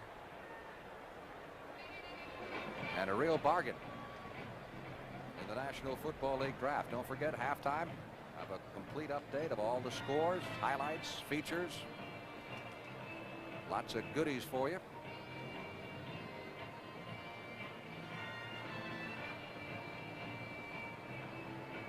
A minute 37 left on the clock. And the Cardinals will have a couple of timeouts left when play resumes here. St. Louis has moved the ball fairly well offensively. Their first 2 games, they've averaged 303 yards offensively, but defensively, they've given up 338 yards. Redskins, on the other hand, have moved the ball through the air, but not on the ground until today. And it's their defense. They have the number 1 rated pass defense in the NFC. Has had its problems today. I think it was Butt saying that the defense has spent so much time on the field that and they've been throwing so much, the defense comes out and it's 1, 2, 3 kick, you know, 3 quick passes, and the defense is right back in there. That's got to wear you down after a while. It does. And what happens on first down, if you try to get the short passes, the philosophy isn't bad, but you go in those medium range passes, your percentage drops down. That's into the 50 to 60% range. If you hit the short ones, you should hit 80% on first down. And if you miss a pass on first down at 2nd and 10, and you're immediately behind the 8 ball, and that's what the problem's been in the past 2 games for the Redskins. Of course, today on first down, they've done an excellent job. John O'Mahundro, the trainer for the Cardinals, was signaling something in the neck area when he looked over, but Stump was moving his leg, so it might be a nerve or pinched nerve, something in the back of his neck.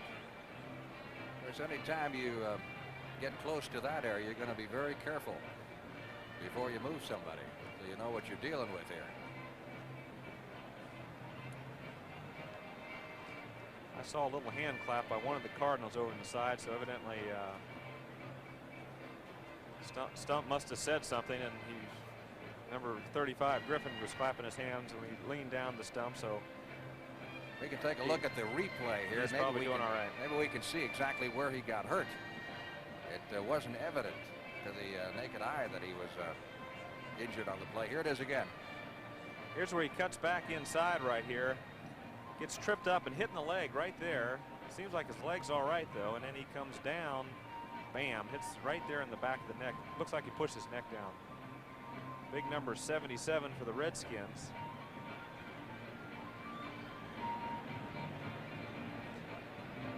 Darrell Grant's on that special team 77 and just probably pushed his neck into his chest.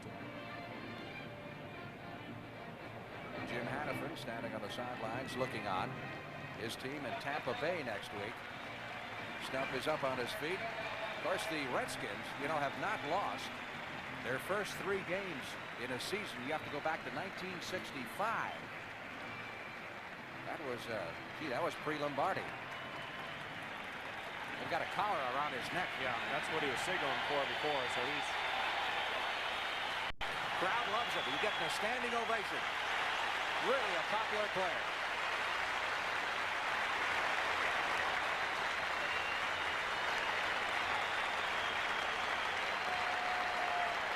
One of the most exciting things they've had come to St. Louis in quite some time. Mitchell, who came into the game leading the NFC in kickoff returns, and of course returned to punt for 50 yards and a touchdown a bit earlier this afternoon to fire up the Cardinals.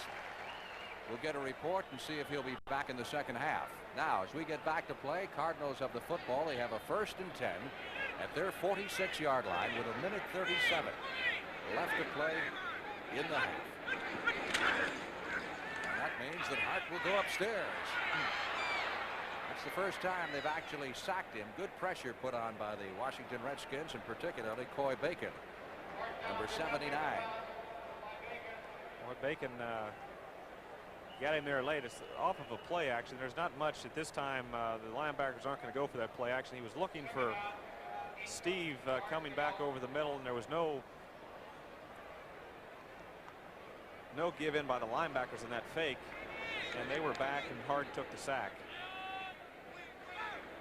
The word on Stump Mitchell is that he has a sprained neck, and they're taking him in for x-rays, and he may or may not be back today. Hart on 2nd and 10. Safety valve is Otis Anderson looking for some running room. Out to the 42-yard line. He just did a little tiptoeing there, didn't he?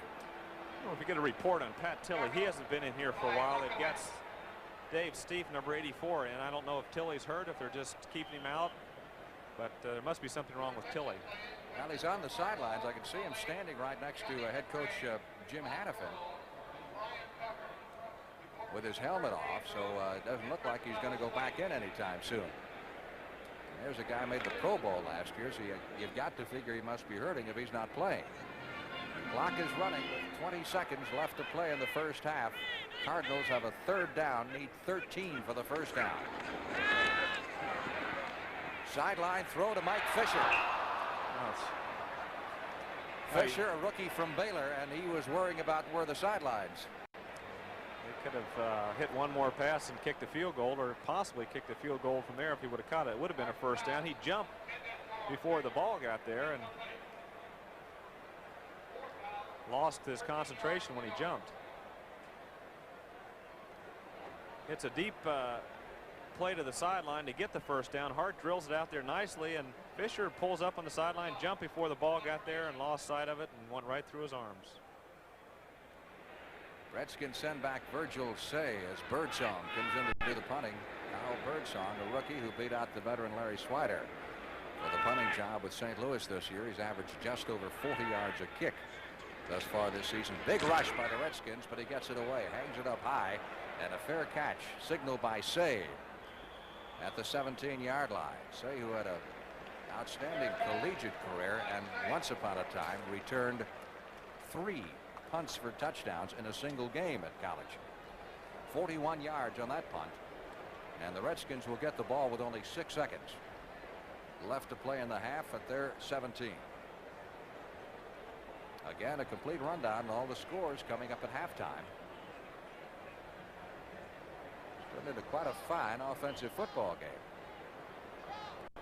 26-17. Cardinals lead it. Redskins led at the quarter 10-9, but the Cardinals coming up with 17 big points in the second period, including Mitchell's punt return for the score. Theismann.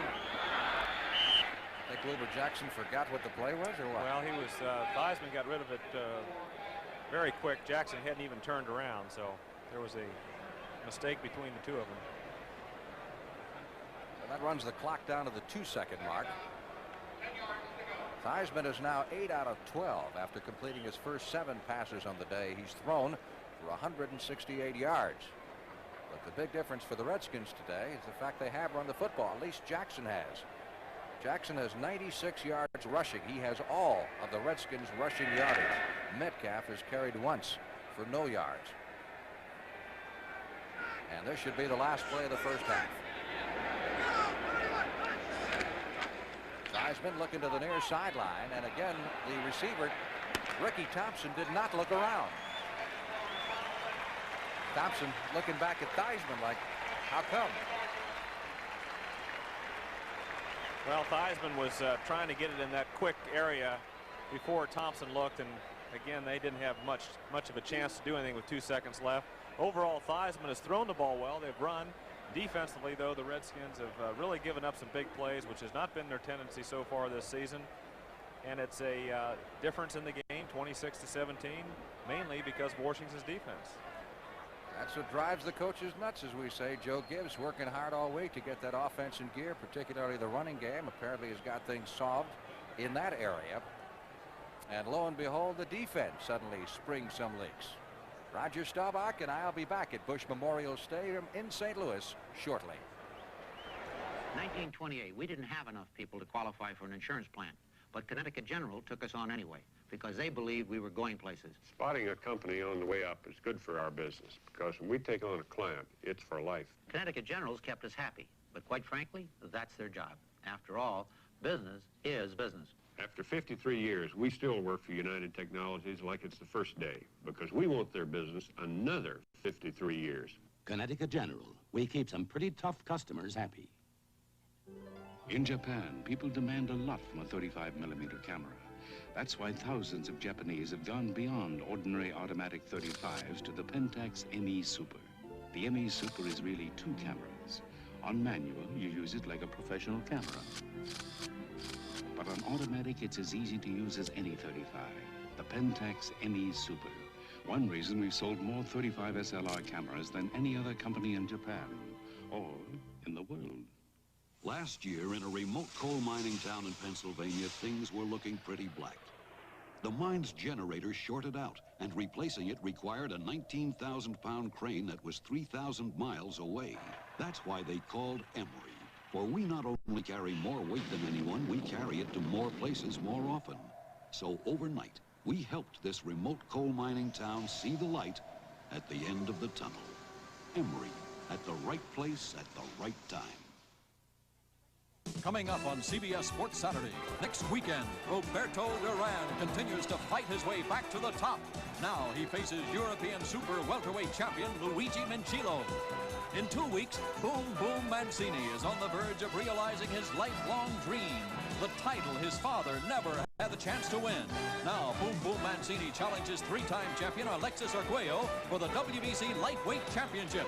Exciting boxing action coming up on CBS Sports Saturday. Welcome back to the News Desk in New York. This week, of course, began on a Thursday night with the Eagles downing the Bills 20-14. But the story there, Wilbert Montgomery. Late in the going, perhaps you noticed Wilbert Montgomery pulled a muscle. He's the Eagles' outstanding running back. And Irv Cross, what about his status now? Brent, I saw Wilbert Friday night. He's never had a muscle pulled, even when he was in college running track. He'll be out about 3 or 4 weeks. And, of course, looking down the road, the Eagles have got a big one coming up against the Atlanta Falcons. All right, let's get you up to date with everything that's going on right now. Minnesota over Detroit, 17-14 at the half. But the storyline, well, it's deceiving because the Lions are on the move. They fell behind by 2 touchdowns. Yes, Tommy Kramer back at quarterback. He goes to Terry LeCount for 45 yards in this situation. And Teddy Brown hounded in from the 1-yard line. The Vikings running game has been absolutely non-existent this season. Now watch Tom Hannon of the Vikes strip the ball right here from Leonard Thompson on this pass reception, and he'll return it to the 5-yard line. And that set up Minnesota's second touchdown of the game. You might recall that Joe Sensor, the tight end, dropped a couple of big passes against Oakland. Not here. He's got this one. 5-yard score. Now it was 14-0. But the Lions are slowly emerging as the class of the NFC Central. Billy Sims powers in. That's touchdown number 4 for the year. Folks, watch this one. Watch the desire. The guards pull, and Billy Sims goes up over the top, and it's 17-14 on a Rick Danmeyer field goal right now. Cleveland over Cincinnati, 13-0. And, of course, next week, the key doubleheader game on CBS will match the Cleveland Browns against the Atlanta Falcons. That'll be a key AFC-NFC showdown because the Falcons are in high gear right now. The Jets trail the Pittsburgh Steelers 17-3 is the count there. Russell Davis at running back for the Steelers has scored twice for that team. And St. Louis 26, Washington 17. The game you're enjoying here on CBS. Well, I guess you're not enjoying it so much if you're a Washington Redskin fan. You wonder when that Joe Gibbs offense is going to get enough points to win a game. How'd you like this play, huh? A little razzle-dazzle, flea flicker. Ricky Thompson, touchdown. Washington goes up by 7. Jim Hart, the veteran, is back. Who is Roy Green? Or, of course, what's he doing out there? Can you believe as a defensive back was converted to wide receiver because of injuries? Nice catch. Stump Mitchell on the return. Right up the middle. The Stumperoo did it in a preseason game that I recall. He turns it loose for 50 here. Now Theismann going to Art Monk, and he shakes a tackle. Right now, 79 yards and a touchdown, and this made it a 2-point game. But then Hart came back to Greg LaFleur. I've never heard of Greg LaFleur. I know him. The Eagles drafted him number 3 out of LSU this year. Cut him. Cardinals picked him up. Touchdown, Mr. LaFleur. I guess that means Krepfle's better than LaFleur, right? Yes, so. 26-17 at the half. Now, Miami over Houston. 9-7 is the count in that game, and of course that is a battle of the field goals so far. And Atlanta over San Francisco, 24-10. I got to show you this Falcon attack. Steve Bartkowski took the opening kickoff, and boom, the Falcons move right down the field. Here's the touchdown. Alfred Jackson, 29 yards. What are Bart's halftime stats, Irv? You won't believe it. 11 for 18, 129 yards, 3 touchdowns. And watch this effort by Lynn Kane on the swing pass. Brent, I've seen some great runs in my career as a player and as a coach, but this one ranks among the top. Look at this. Great individual effort for the score. That made it 17-0, and Joe Montana got the Niners on the board, going to tight end Charlie Young for 11 yards, 17-7. And then back he came, Irv Bartkowski, this time to Alfred Jenkins.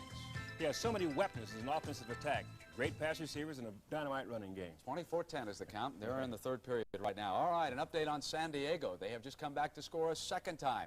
Danny Fouts and the Chargers fell behind by 7, and now Fouts has thrown 2 touchdown passes. His second one to the rookie, James Brooks, out of Auburn, and they lead Kansas City 14-7. Tampa Bay over Chicago, 7-0 is the count in Soldier Field in the first half of that game, and it was the Buccaneers defense that did the job. Watch the pressure on Vince Evans here. And, oh, Irv, you must have liked bounces like this when you were a defensive back. Mike Washington just runs on in. Slips past Walter Payton, and it's an easy 6, and right now it's 7, and the NFL Today will continue on CBS after these messages from your local stations.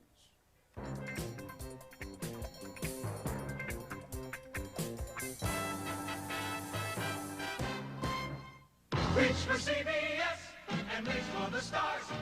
This San Francisco garage owner is actually Merlin the Magician from King Arthur's court. You have to be over 1,600 years old. I do 30 push-ups a day, and I don't eat fried food. Zach's his new apprentice, discovering Merlin's world of wizardry and bubbling over with tricks of his own. Did you part the Red Sea? Oh, I'm good, but I'm not that good. It's Madcap Magic when Mr. Merlin premieres this fall. Off receiving formation. He holds the NFL record, actually is tied with a couple of other guys for the longest kickoff return in NFL history. 106 yards against the Dallas Cowboys several years ago. This kick a little short. Green, 10, 15, 20. Out to the 30, drops the ball. Took a Cardinal bounce there. That could have been a setback.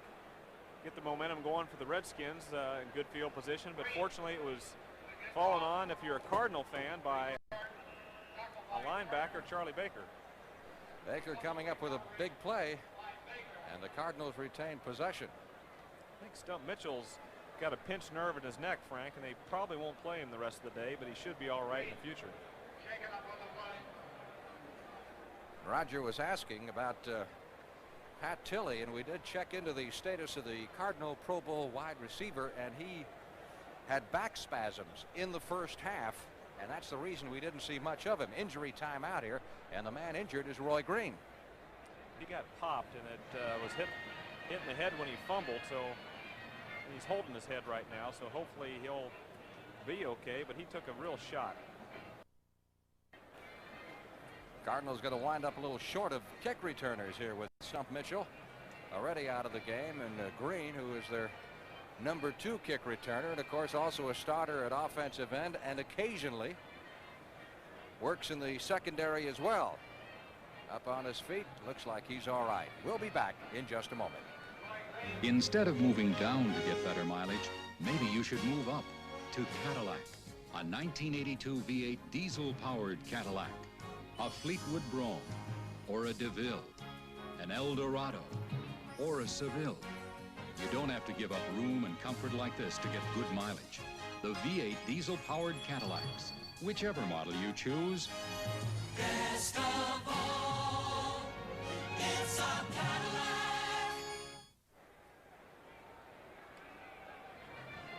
Roy Green on the sideline, shaking off the cobwebs. And the Cardinals have a 1st and 10 at their 27-yard line as we start the second half of play. They have a 9-point advantage. Wayne Morris on the carry.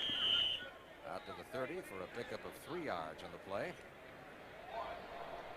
Neil Okowitz, number 52, the Redskin middle linebacker, making the stop. Well, they can't afford to lose Green. He's caught 3 passes, 108 yards, and with Tilley hurting, that leaves Fisher and Dave Steve, number 84, as the wide receivers. Fisher, the hand is for Stump Mitchell, who's come out of the locker room and is walking back on the bench. And apparently he's going to play some more. 2nd down 7. Cardinals from their 30. Anderson out to the 31-yard line. He does not seem to be running as hard as we have seen him run in the past. Well, he's picking his way in there, and there's not much room. Dave Butts is doing an excellent job. He's a big man in there. He fills up that middle pretty well. He can mostly handle everyone man to man, and there's Stump on the sideline, and they're double teaming Dave, and he's still holding his ground in that middle. 3rd down coming up for the St. Louis Cardinals. They need a long 5 for the 1st down with the ball at the 31-yard line.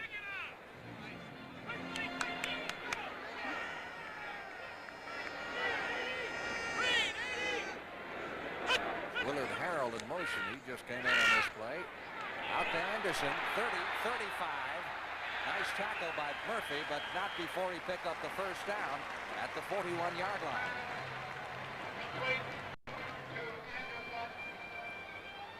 Good news from the Cardinal bench on Roy Green. He's doing fine. He's healthy. With the blitz here, it put Murphy man-to-man on Anderson, who was going all the way across the backfield. Murphy had to come back and couldn't get over there quick enough. It's a good concept by the Cardinals, sending him across the backfield, knowing Murphy had to get over there, and they needed the 1st down. He got 8 or 9 yards, and Murphy made a fine catch, or Anderson had more room down the sideline. Cardinals 1st and 10 at their 41. They lead 26-17. They trailed at the quarter 10-9. Moved in front with a big 17-point second period. Anderson again trying to pick his way through. Gets out to the 42-yard line, maybe the 43. Pickup of 2 in the play. Anderson getting up a little slowly. Got the Bostic brothers. Joe's playing right guard for the Cardinals, and Jeff the center for the Redskins. Here's Joe, 71, trying to get a block on Malott, number 57. Malott holds his ground, does a good job, turns the play inside, which he's supposed to do, and then the pursuit picks up Anderson right here. Malott is a tough linebacker. He's had a sore shoulder, but he's playing well today. Roy Green is back in the offensive lineup for the Cardinals on 2nd and 9. Hart going to the sidelines, and Green pulls it down. Out of bounds at the 50. Just short of the 1st down. Now Hart put this right out in front. Green was working on Lavender, number 20, and he's got excellent quickness and good hands. He broke it off just short of the 1st down. He really, with more experience, would have got another yard to get that 1st down, but he made the catch and sets up a 3rd and 1. Here's Hart back. He drills it out right out in front where you have to have it. Lavender was pretty good position, but Green made a nice catch and fell short of the 1st down by a yard. 3rd down and 1. Those are the ball just over the 50-yard line. Jim Hart feeds it to Anderson. And he should have the 1st at the 49, but not much more. Well, Paul Lurch, number 71, forced the issue right there. He had good penetration. That time Anderson showed some quickness. He knew he had a yard to go, and he got down low and ducked his way inside and got the 1st down. It looked tough right here. Lurch, 71, does a good job, forces him outside, but then he sees the little crack and he gets the first down. And that's all he needed. So it should be another first down for the Cardinals. However, they will measure just to be sure. Doesn't seem to be much question from this angle, but angles can be deceiving. A little more than a length of the ball. You know, Green continues to amaze me as O.J. limps off the field there, gets a rest. A lot of coaches say you put your best athletes on defense, but Green has showed such great hands. You wonder why they haven't given him a shot at wide receiver before. He looks like another Tilly. Well, of course, Cardinals have had Mel Gray, the quick wide receiver. He's been hurt, and due to the problems at wide receiver, and of course Tilly's been hurt today, that they needed Green in there to give a deep threat. They've had no deep threat without Mel Gray. First and 10. Cardinals at the Redskin 48-yard line. Wayne Morris caught by Butts. Never got off the dime. Bacon was there as well, but Butts making his presence felt in the center of that defensive line. Butts is a ball player, I'll tell you that.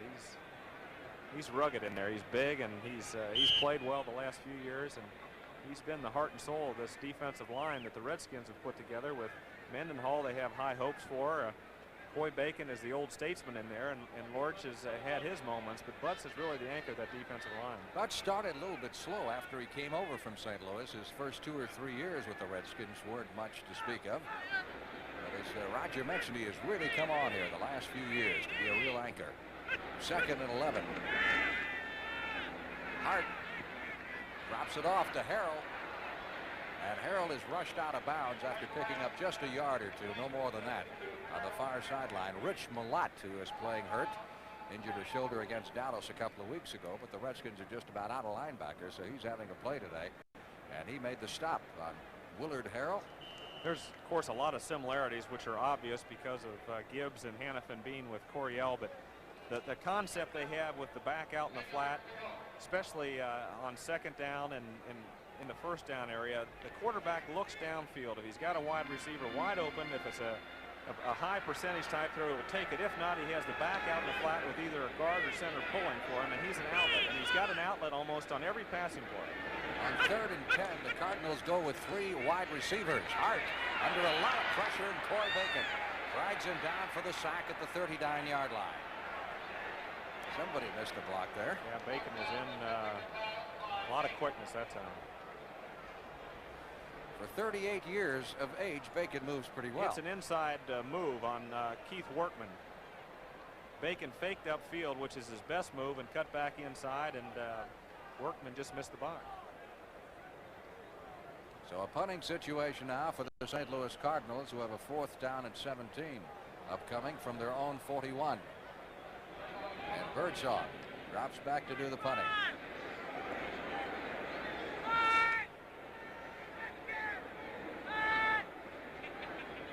Virgil Say is deep. Good rush that time by the Redskins. Say going to let this one bounce, takes a Cardinal hop down the sidelines and inside the 10. That thing took off like a magnet, was pulling it toward the goal line. And the Redskins again start with poor field position, this time at their 9. Timeout. Back in St. Louis after this. Now, there are solar-powered telephone calls. Why?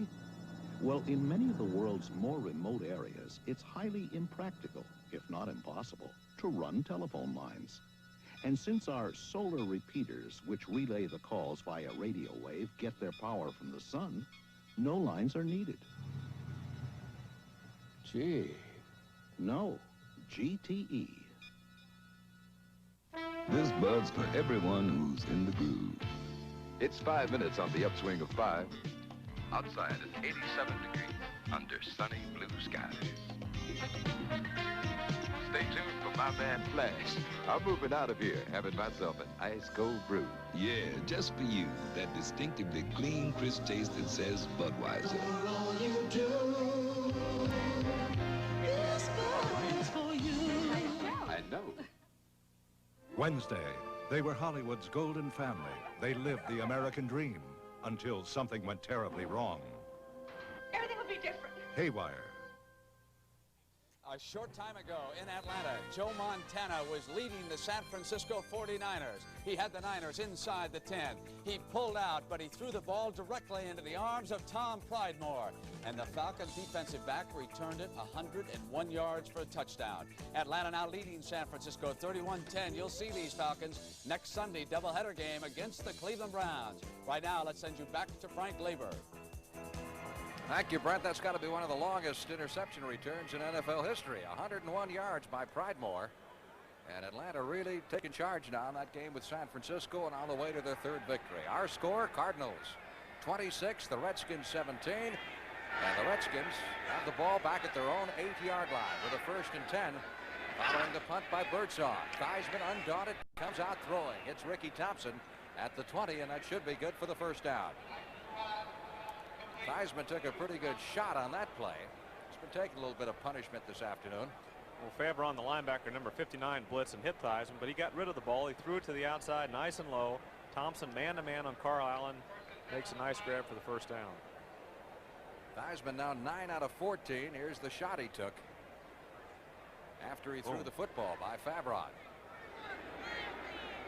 1st and 10 from the 20-yard line.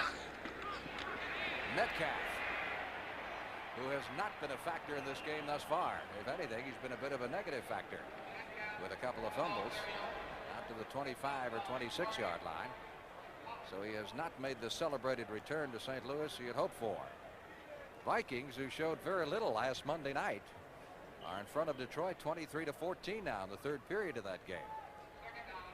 They've got Kramer back in there, Frank. He's done a good job. That was an emergency rush job.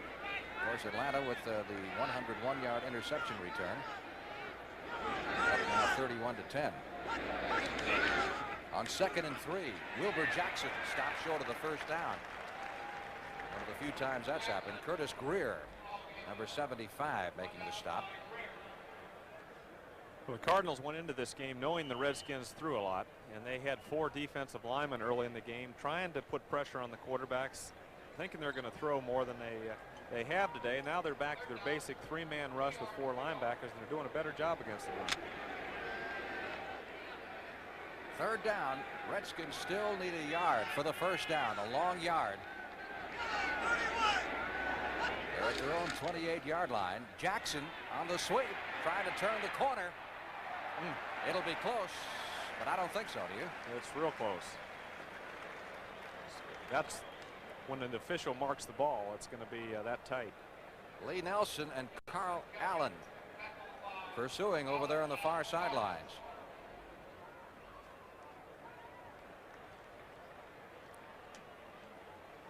See if they bring in the change here. Official time. And apparently we will have a measurement. Theismann's over. Yeah, he's certainly signaling 1st down. Why do you want to bring him in, ref? Huh? We don't need him, right? I can see from here, right? Just give it to us.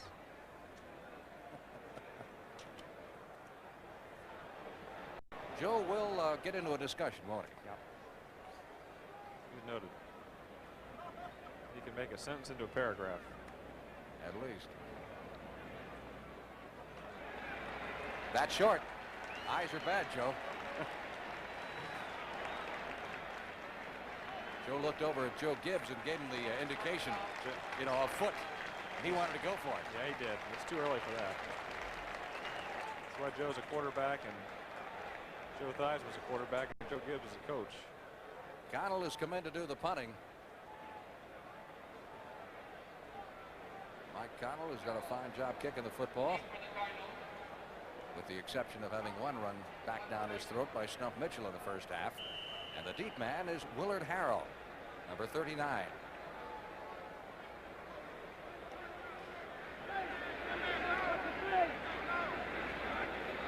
Number 72 is out wide, the man that has to get downfield to stop the punt returner. He's only 235 pounds. Dexter Manley.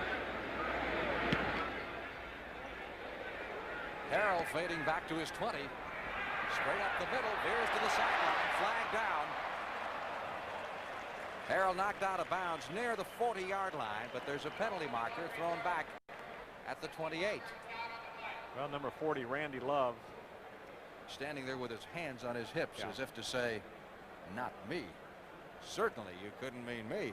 Well, it's between Love and Collier. Both were in the area of a push or a clip.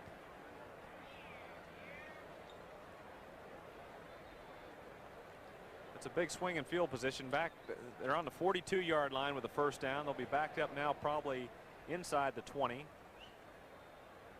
It's a big difference when you're moving an offensive team as far as your play selection when you're inside that 20-yard line. Illegal block above the waist from behind, number 40. First down. Now let's see if we can pick it up here. Randy Love, number 40, out of the University of Houston. He's on the left-hand side of your screen. Well, he's a great specialty man. There he is pushing right back, right there, pushing Dexter Manley, number 72. Timeout with 6 minutes and 27 seconds left in the third period, and the Cardinals leading 26-17. Summer's gone, and guess who's just around the corner? But before old man Winter's fuel bills get you, it's Think Pink time. Just enough time for you to get Owens Corning fiberglass insulation and add an extra money-saving layer to your attic. Think Pink time is now. Get your pink Owens Corning today. From a country that designed the Concorde, there is a car. From the first people to fly so far into the future, now there is a car. Engineered and crafted with a rare feeling for luxury, this car is remarkable. So why drive an ordinary car when you could command the Renault 18i, the newest achievement from Europe's leading builder of cars? Renault, where great engineering lives in great design, at Renault and American Motors dealers. Frank Lieber with Roger Staubach back in St. Louis. There's the book so far, and Jim Hart.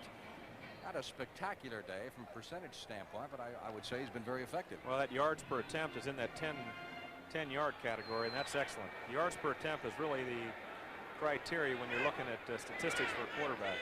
1st and 10 following the penalty on the kick return from the 17-yard line. Anderson, no place to go, and he loses 4 in the play.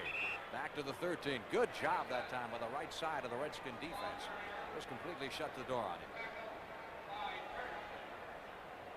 San Diego now with a 2-touchdown lead over Kansas City. Just checking the NFL record book on Tom Pridemore's 101-yard interception return in Atlanta. That is 1 yard shy of the all-time NFL record, which is 102, set by Bob Smith and held by Erich Barnes and Gary Barbaro. And Richie Pettibone, who is the Redskins defensive coordinator, once ran one back, 101. He was a little lighter at the time. 2nd and 15. He doesn't look so dark now, Frank. That's not what I mean, Roger. I mean around he the is middle. a little bit bigger. Yes, he doesn't look like a defensive back anymore, does he? He's a tough football player. When he was back with the Bears and championship days with Mike Ditka back in '63. Richie's done a good job with this defense. They have some injury problems with Coleman out, and of course Malott is coming back with some shoulder problems, but he's back in there, and they've got a solid defense but not a lot of depth. Now they got the 5 they lost in the previous play by Anderson, so we're now looking at 3rd and 10. St. Louis ball at the 17 where this series started. No scoring here in the second half. Hard over the middle. Willard Harrow out to the 30. That's a big play there, 3rd and 10, and Hart finds the open man. Harrell's man-to-man on the linebacker. Both wide receivers doubled, and Harrell puts a good move, fakes to the outside, breaks back to the inside, and Hart picks him up and gets him out of trouble. Before they had a 3rd and 27, and Hart hit the big 3rd down in the first half, going in for a touchdown. Now he does it again on 3rd and 10, backed up in his own territory, and he beats number 54, Kevin Turner, who had him man-to-man, and he faked it to the corner, broke back to the middle of the field, and that was it. Good play, good pass by Hart. Hart very cool standing back in the pocket on that last play despite a lot of pressure. Good protection. 1st and 10 from the 37. Hart back in the pocket over the middle. Steve 50, 40, and down to the 35-yard line. Dave Stieff, who played his college football at Portland State, same school that Neil Lomax went to. and who's been having a little bit of a trouble finding a home here. Hart's looking around the field right here. Those linebackers are dropping back, looking at the quarterback, and he comes late over the middle. He's looking to the left side. He gets Olkowitz out of position, who came over to take number 89, and of course Hart went downfield to Steve, and an excellent throw, but he looked off Olkowitz, the middle linebacker, number 52. Steve is not quite big enough to be a tight end, and he's not quite fast enough to be a wide receiver, so he's one of those in-between players, but still a handy man to have around, particularly today when Pat Tilley has not been that much used to the Cardinals because of back spasms. 1st and 10 from the 34. Anderson gets it down to the 30 and drives forward to the 29. That last pass play, by the way, was good for 29 yards to Steve. So the Cardinals driving here late in the 3rd period. 3 minutes left to go in the quarter, and they lead 26-17.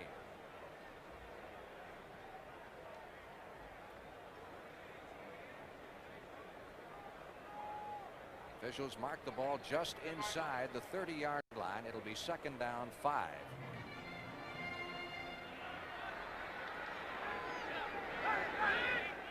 Anderson needs just over 900 yards this year rushing to become the Cardinals' all-time leading rusher in just 3 years. This is Wayne Morris. Needed tried to crawl for the 1st down. Stopped a couple of yards short. At the 27-yard line, he needs to net just inside the 25 to pick up the 1st. So it'll be 3rd down, a long 2. Kevin Turner 54 and Olkowitz 52 had good pursuit. Morris had nowhere to go. Tampa Bay and Chicago tied in the 2nd period. Don't forget the Cardinals at Tampa next week, and that's where Roger and I will be. It'll be 3rd straight week you'll have seen the Cardinals. This is the best they've looked in the last couple of weeks, that's for sure. They're moving the ball very well in offense, and Jim Hart's mixing it up, throwing the ball well. It's a good Redskin defense. On 3rd and 2, Anderson drives up the middle for the 1st down at the 23-yard line. Big O.J. Anderson. Good blocking at the point of attack this time. Terry, Stevie, number 68, and Brahaney, 51, and Bostek's the first time the Cardinals really have made anything up the middle, which is the gut of a defense. If you make things up the middle, you can make things happen in the running game up the middle. It opens the wide game. They haven't, and they haven't been able to go wide. And overall, the rushing game for St. Louis is not very good today. Pittsburgh really pouring it on the New York Jets. Frank Pollard scoring that latest touchdown on a 2-yard run. Anderson's been held in check today, as well as, well, anybody's held him in check. He has not had historically outstanding games against the Washington defense. Wayne Morris up the middle, inside the 20 to the 19-yard line. 50 seconds left in the 3rd quarter as the Cardinals continue to drive. This drive started back at the 18-yard line. Following a punt, there's the time ticking away here in the 3rd period at Busch Memorial Stadium. Beautiful fall afternoon. The Redskins have held opponents to 113 yards passing per game, and so far St. Louis has thrown for 220. That's been the difference in offense for St. Louis. 2nd down 5. It'll be the last play of the 3rd period, and Wayne Morris jets up the middle and has another 1st down at the 11-yard line as the clock ticks down the final 5 seconds of the 3rd period of play. Now Brahaney, 51, did a good job and got butts, blocked him and turned him out, and Morris shot up the middle. That's the end of the 3rd quarter with the score. The Cardinals 26 and the Redskins 17.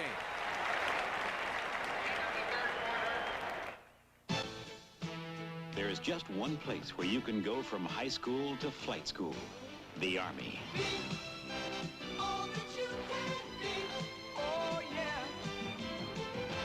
Keep on reaching. Keep on growing. Today's Army has more pilots than the largest airline. Not bad for a rookie. 'Cause we need you in the Army. Nobody thought the Duck could do it, but Duck Dugan did it. Looks like a Stroh-Lite night. Looks like a Stroh-Lite night. Looks like a Stroh-Lite night. When things are going right, looks like a Stroh-Lite night. Looks like a Stroh-Lite night. Stroh-Lite, a great tasting beer that doesn't fill you up. Looks like a stroll like night when good times come along. Next weekend on CBS Sports Saturday, he was one of the most feared men in boxing. Now he must prove himself again and again. Roberto Duran, next weekend on CBS Sports Saturday. Well, after a wide-open first half offensively, things slow down to a crawl here in the third period as neither team scored. And St. Louis leading Washington heading into the final quarter now 26-17. The Cardinals driving for what would be a very important touchdown. Jim Hart spending the time between periods conferring with his head coach, Jim Hanifin. Hanifin, a very popular choice last year as the new head coach to the St. Louis Cardinals. He, of course, had been the offensive line coach under Don Coryell and a great favorite with the players. 1st and 10. St. Louis is at the Washington 12-yard line.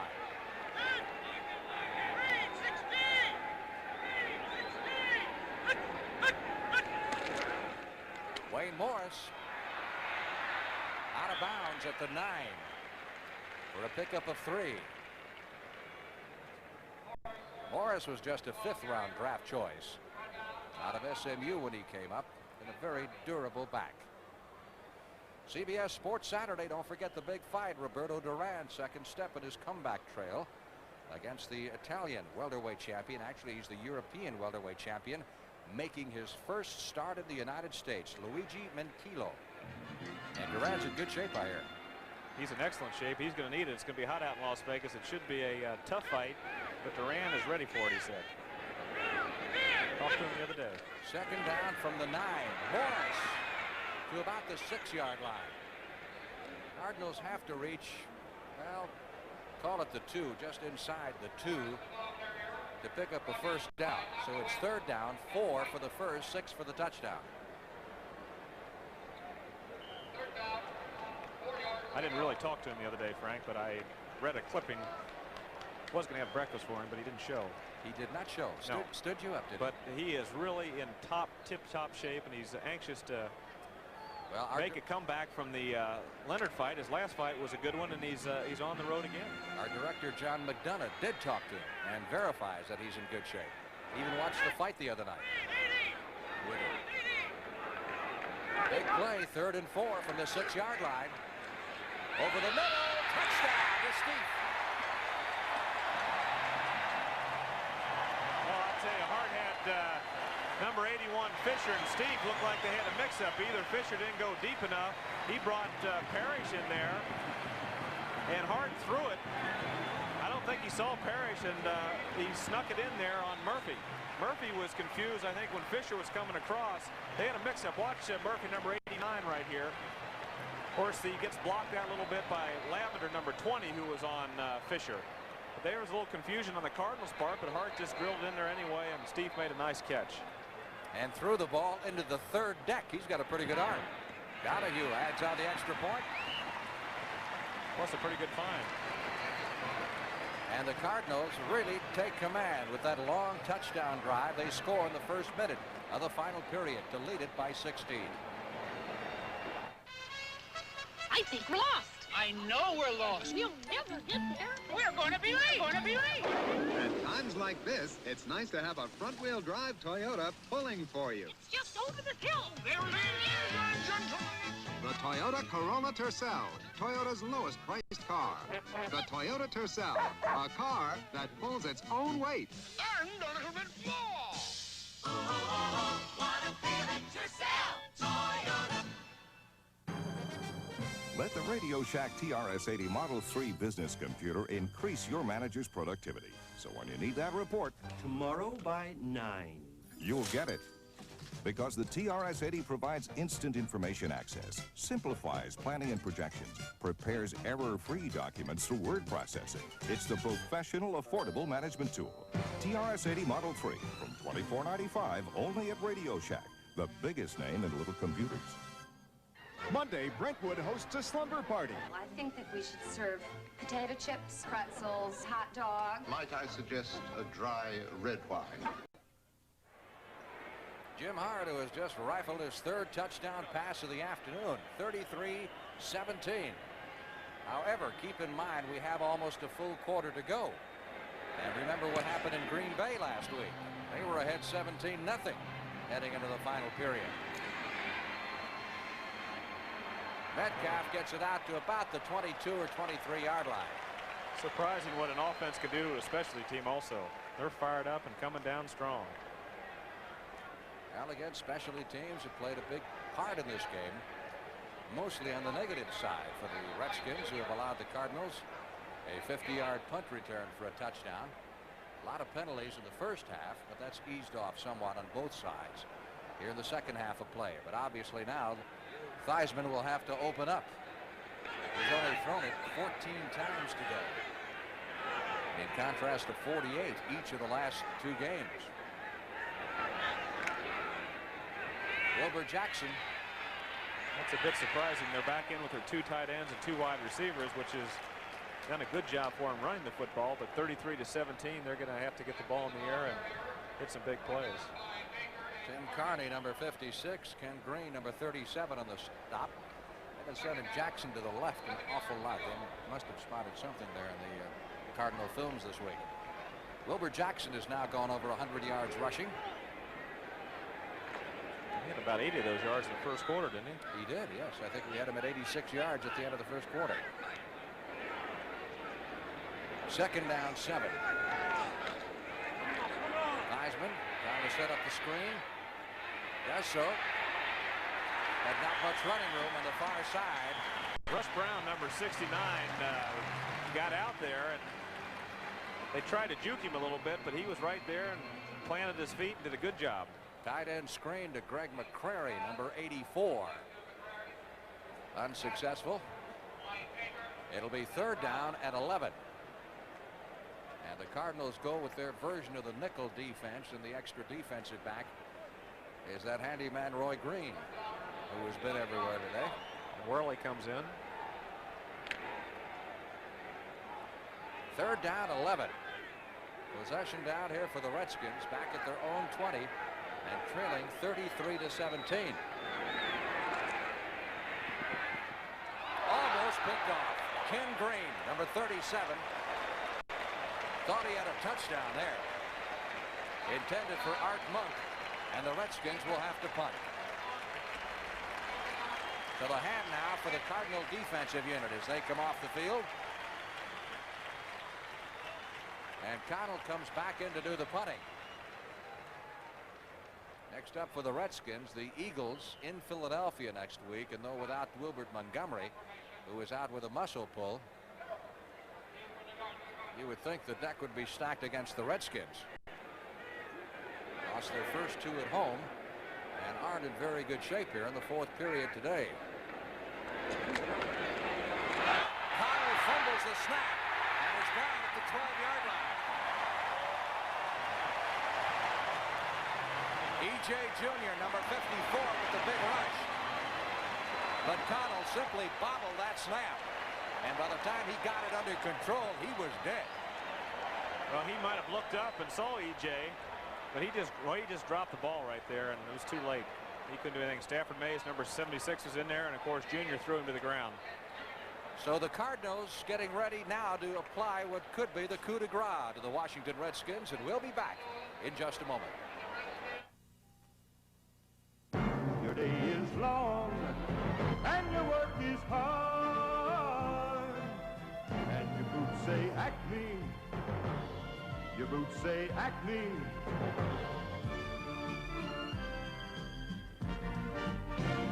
Your boots say Acme. Your boots say Acme, the real West. This month, Denny's Grand Slam breakfast is once again only $1.99. 2 large eggs cooked in real butter. 2 sausage links, plump and juicy. 2 strips of bacon, crisp and sizzling. And 2 buttermilk pancakes, hot and fluffy, served with hot syrup and whipped butter. It's Denny's Grand Slam breakfast, but the special price only lasts through the end of this month. Denny's. You'll like our prices and you'll love our food.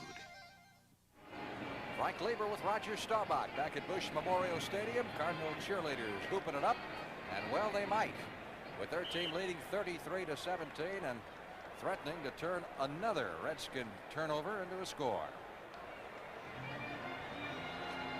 Ball is at the 13-yard line of the Washington Redskins. Hart, who has thrown 3 touchdown passes.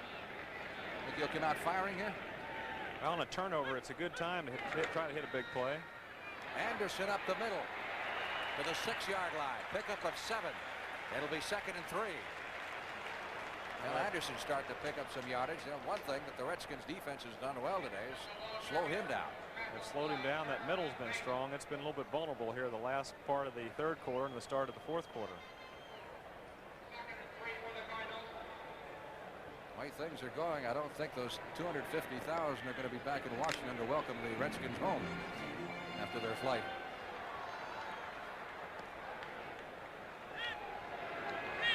It has kind of fallen apart defensively. Special teams, fumbles, penalties. Same old story. Not much there this time around, as Anderson is slowed at the line of scrimmage. Coy Bacon, number 79, had him in the grasp.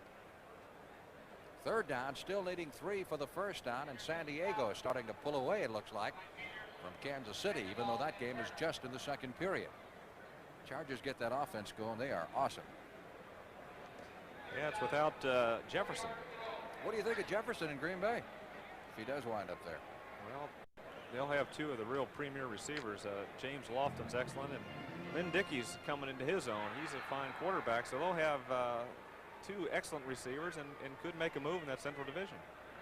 3rd and 4 from the 6-yard line. They have to net the 2 for the 1st down. Here's Anderson, cuts back, driving for the goal line. He's over. Well, he did a good job there. He started to his outside, saw the inside chance, and he took it, and he went north and south and bowled into the end zone. Watch him. They bottled him up pretty much there. He went to the outside, saw the inside move. He was going for the 1st down. Then he went all the way for the touchdown. Here's another shot of it. Butts gets blocked out real well by Deerdorf. Comes back inside and runs over Jarris White, number 45. O'Donoghue to try to make it 40.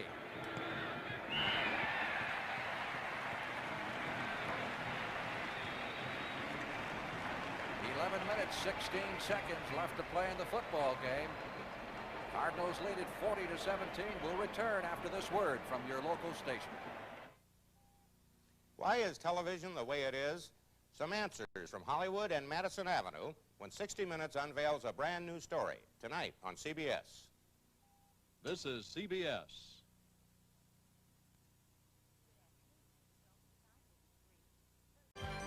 CBS sports coverage of the National Football League has been sponsored by Mercedes-Benz, engineered like no other car in the world.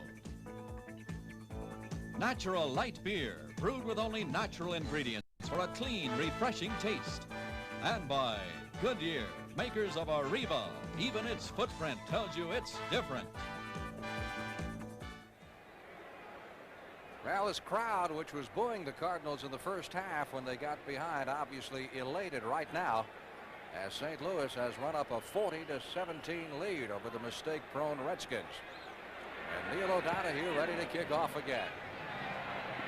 Got a flag down as Metcalf returns it from 2 yards deep. Stopped short of the 20-yard line by the Cardinals specialty teams. That flag's going to go against the Cardinals. That was thrown back into territory of the kickoff. Someone was offside.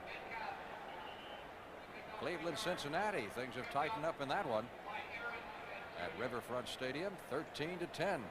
Cleveland with a 3-point edge. And talk about tight games. Detroit coming on. On the kicking team, free kick with a 5-yard penalty. So the Cardinals will kick it over from their 35, and the Redskins, you figure, have to come out with a better field position than inside their 20-yard line, all things being equal. And this is when it's a tough situation for both of these teams coming in this game.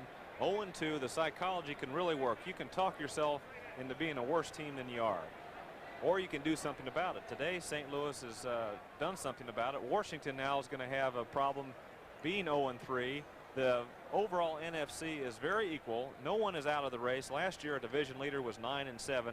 Joe Gibbs has got a big job in his hands, not only to beef up the team mentally, but he's got to get some production on offense, and defensively today they had their first breakdown of the season. You know, psychologically, you got to start. You fumble, you make penalties, you start thinking about that, don't you? And it really gets to you. Then you make more. That's a tough thing to overcome. Houston and Miami, a lot of close games in the NFL today. O'Donohue ready to kick it again. 11 minutes and 7 seconds left to play in the game. Metcalf out to the 10, to the 15. They'd have been better off taking the first kickoff. That was a great kick by O'Donohue. He kicked the heck out of that ball, and of course number 57 for the Cardinals was down there in great shape. John Gillen, their young rookie, and he set him back to the 15-yard line. Theismann has been saddled with poor field position all afternoon. Joe, of course, has been operating a couple of games with a jammed right thumb, which he said he hurt off Mike Hagman's helmet in the Cowboy game 2 weeks ago, and it was still swollen pretty badly last week. But he says it is getting better, slowly but surely.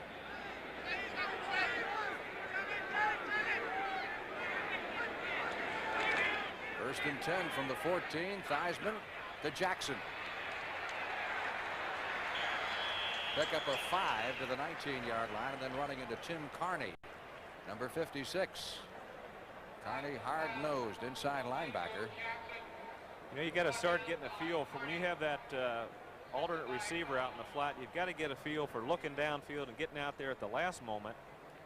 Or you look out there, fake it out there, then go downfield. Joe's rushing that play out to the side too quickly. The linebackers are in good position. They're not getting much yardage out of it. 11 out of 17 for 180 yards for Theismann. Thompson has caught 4. Again goes to Jackson, this time on the right side, and Jackson is dropped after a pickup of just a couple of yards. He is dumping that thing off rather quickly. He had no choice that time, though, Frank. Rush Brown, number 69, and Pollard, 82, put the pressure on him. So you have your sometimes you don't have a choice if the rush is in there, but if you have a choice, you can look downfield, get the linebackers to drop, and then dump it out, and you got a center or a guard out in front of you, and it's a good play. The concept is solid. You got to get used to it, and that's part of the system Joe Gibbs has put in. You got to get used to it. Third down. Redskins need 3 for the first down. Nose of the ball just beyond the 20.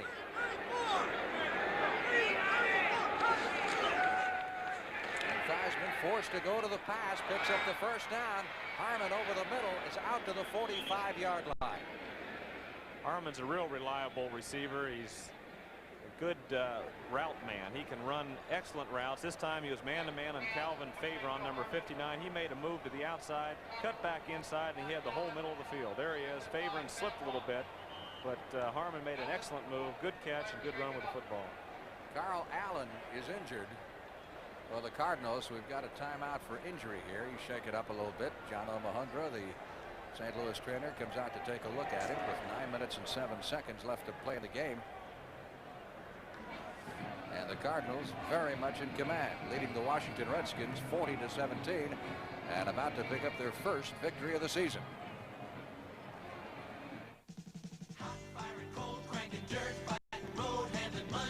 Hard working. You know, I don't put just anything in this car. This is an original, and that's the way I keep her. Basie fire ring spark plugs. When you can go with the original, why mess with anything else? Yeah, that's hot firing. Cold drinking. Dirt fighting. Road handling. Money saving. Hard working. AC Delco. Hey, Frank, gonna wager on the race? For a case of beer? Sure. What's your brand?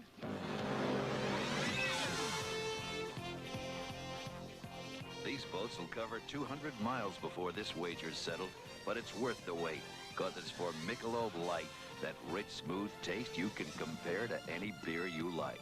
You never beat us that bad before. We never raced for a whole case of Michelob Light before. Michelob Light. Compare the taste. Redskins have a first down at their 44-yard line as play resumes here in the fourth period. Monk wide to the right side. Theismann has has one setback, and that's Wilbur Jackson. Walker in motion. Monk at the 35, 20, 15, and down to the 10-yard line. Like one of the Cardinal defensive backs lost his footing, Ken Green. However, there's a marker back at the line of scrimmage, and they're going to bring it back.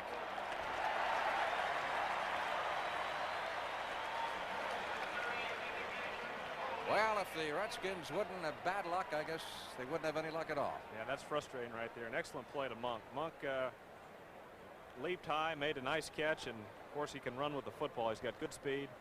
Theismann went to him all the way. He's looking right at him. He drills it in there. It's high, but Monk, he has to get over a linebacker. So it was a good throw by Theismann, and Monk's tall and he can leap. Good athlete. 73 offense on a takedown. First down. See if we can pick it up here. That's Mark May, their #1 draft choice, number 73. There's a takedown when you really pull the guy to the ground. That means you tackle That it. was a takedown. So the ball moves back to the 34-yard line. It is now 1st and 20 for the Redskins. Clock, of course, the ally of the St. Louis Cardinals at this point, with 8 minutes and 51 seconds remaining. Monk in motion across the backfield. Theismann backing straight out. Sideline throw. This is almost intercepted.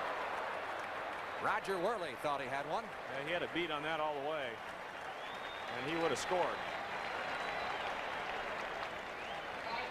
You've seen Worley coming at you before. Worley's picked off a few from me, but here's Theismann throwing it to Say, and Worley just jumps right in front of him and drops the ball, or he would have scored. It'll be 2nd and 20. You know, going back to your theory on the offense here of the Redskins, are you saying in effect you don't think that Gibbs and Theismann are quite in tune yet? I don't think so. I think the philosophy that Gibbs has is excellent.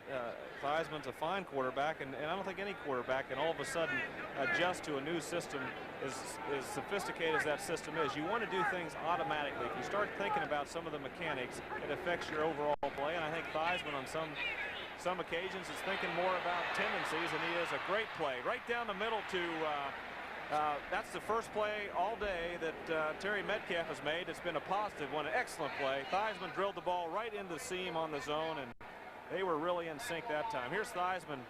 He's back, he's looking around, but he's got Metcalf down the middle of the field, and he throws it over. Roy Green, number 25, and Metcalf brings it in, and Worley comes over late. A lot of pressure on Joe Theismann on this play too as well, so he did a good job getting rid of it as the Cardinals were all over him. Well, the middle of the field is the tough area in this zone. You got two safeties going back to the outside, and Roy Green was responsible for him down the middle. It looked like Roy got mixed up in his coverage. That's the big moment so far for Terry Metcalf on his return to St. Louis, that pass play, which covered 52 yards. And now the Redskins have a first down at the 13-yard line. Jackson dips inside, looks for the hole, and carries it down inside the 5, and we get another marker. Penalty marker down on the play. Cardinals haven't beaten the Redskins in St. Louis since 1975 as the penalty goes against Washington once again. In that game in 1975, that was the game where Mel Gray caught the disputed touchdown pass and went into overtime eventually, and Jim Bakken won it with a field goal. It's the last time the Cardinals have beaten the Redskins here, 6 years ago. That was a costly loss for the Redskins that year also. That put them in a tough position to get into the playoffs. They would have won that game. Of course, it would have made a difference in the season. Illegal use of hands, number 68 offense, first down.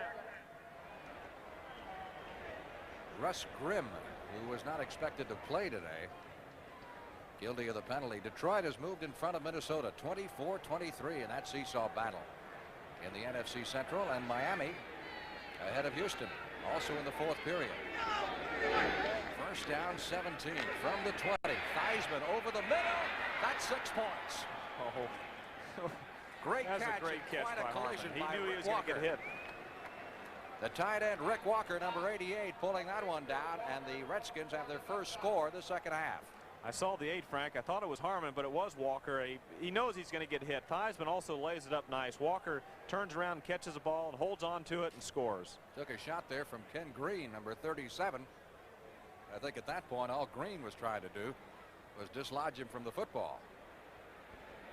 Mosley on attack on the extra point. 7 minutes, 43 seconds remaining.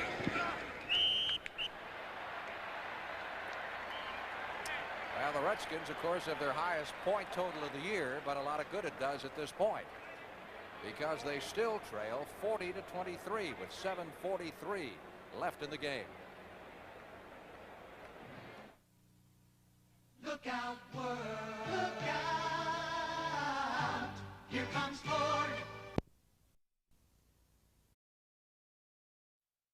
Trying to disguise it at all. They're going for the onside kick here. Mosley squirts it over to the far side. Touched the Cardinal and went out of bounds at the 45-yard line, 47-yard line of St. Louis. So the Cardinals going to put it in play from there.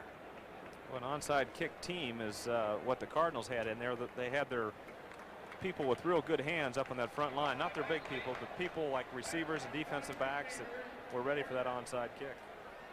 Cardinals will have a 1st and 10 at their 47. Speaking of Mosley, you know, he is now one of only 2 straight-ahead kickers left in the National Football League. The other big, Rick Danmeyer of Minnesota. They are a vanishing breed. Mosley's a heck of a kicker the last few years. Last year was a bit of an off year for Mosley, but he's still been just a great kicker through the years. He's 2 out of 4 this year in field goals. He had an excellent preseason. Cardinals will probably try to stick on the ground here and run this clock down some. Anderson caught behind the line of scrimmage and dropped for the loss back at the 44-yard line. Kevin Turner was in there quickly. Number 54. I remember when the Cowboys played the Redskins every year. Cowboys used to go up there and demand that they check Mosley's shoe, because he had that oversized looking.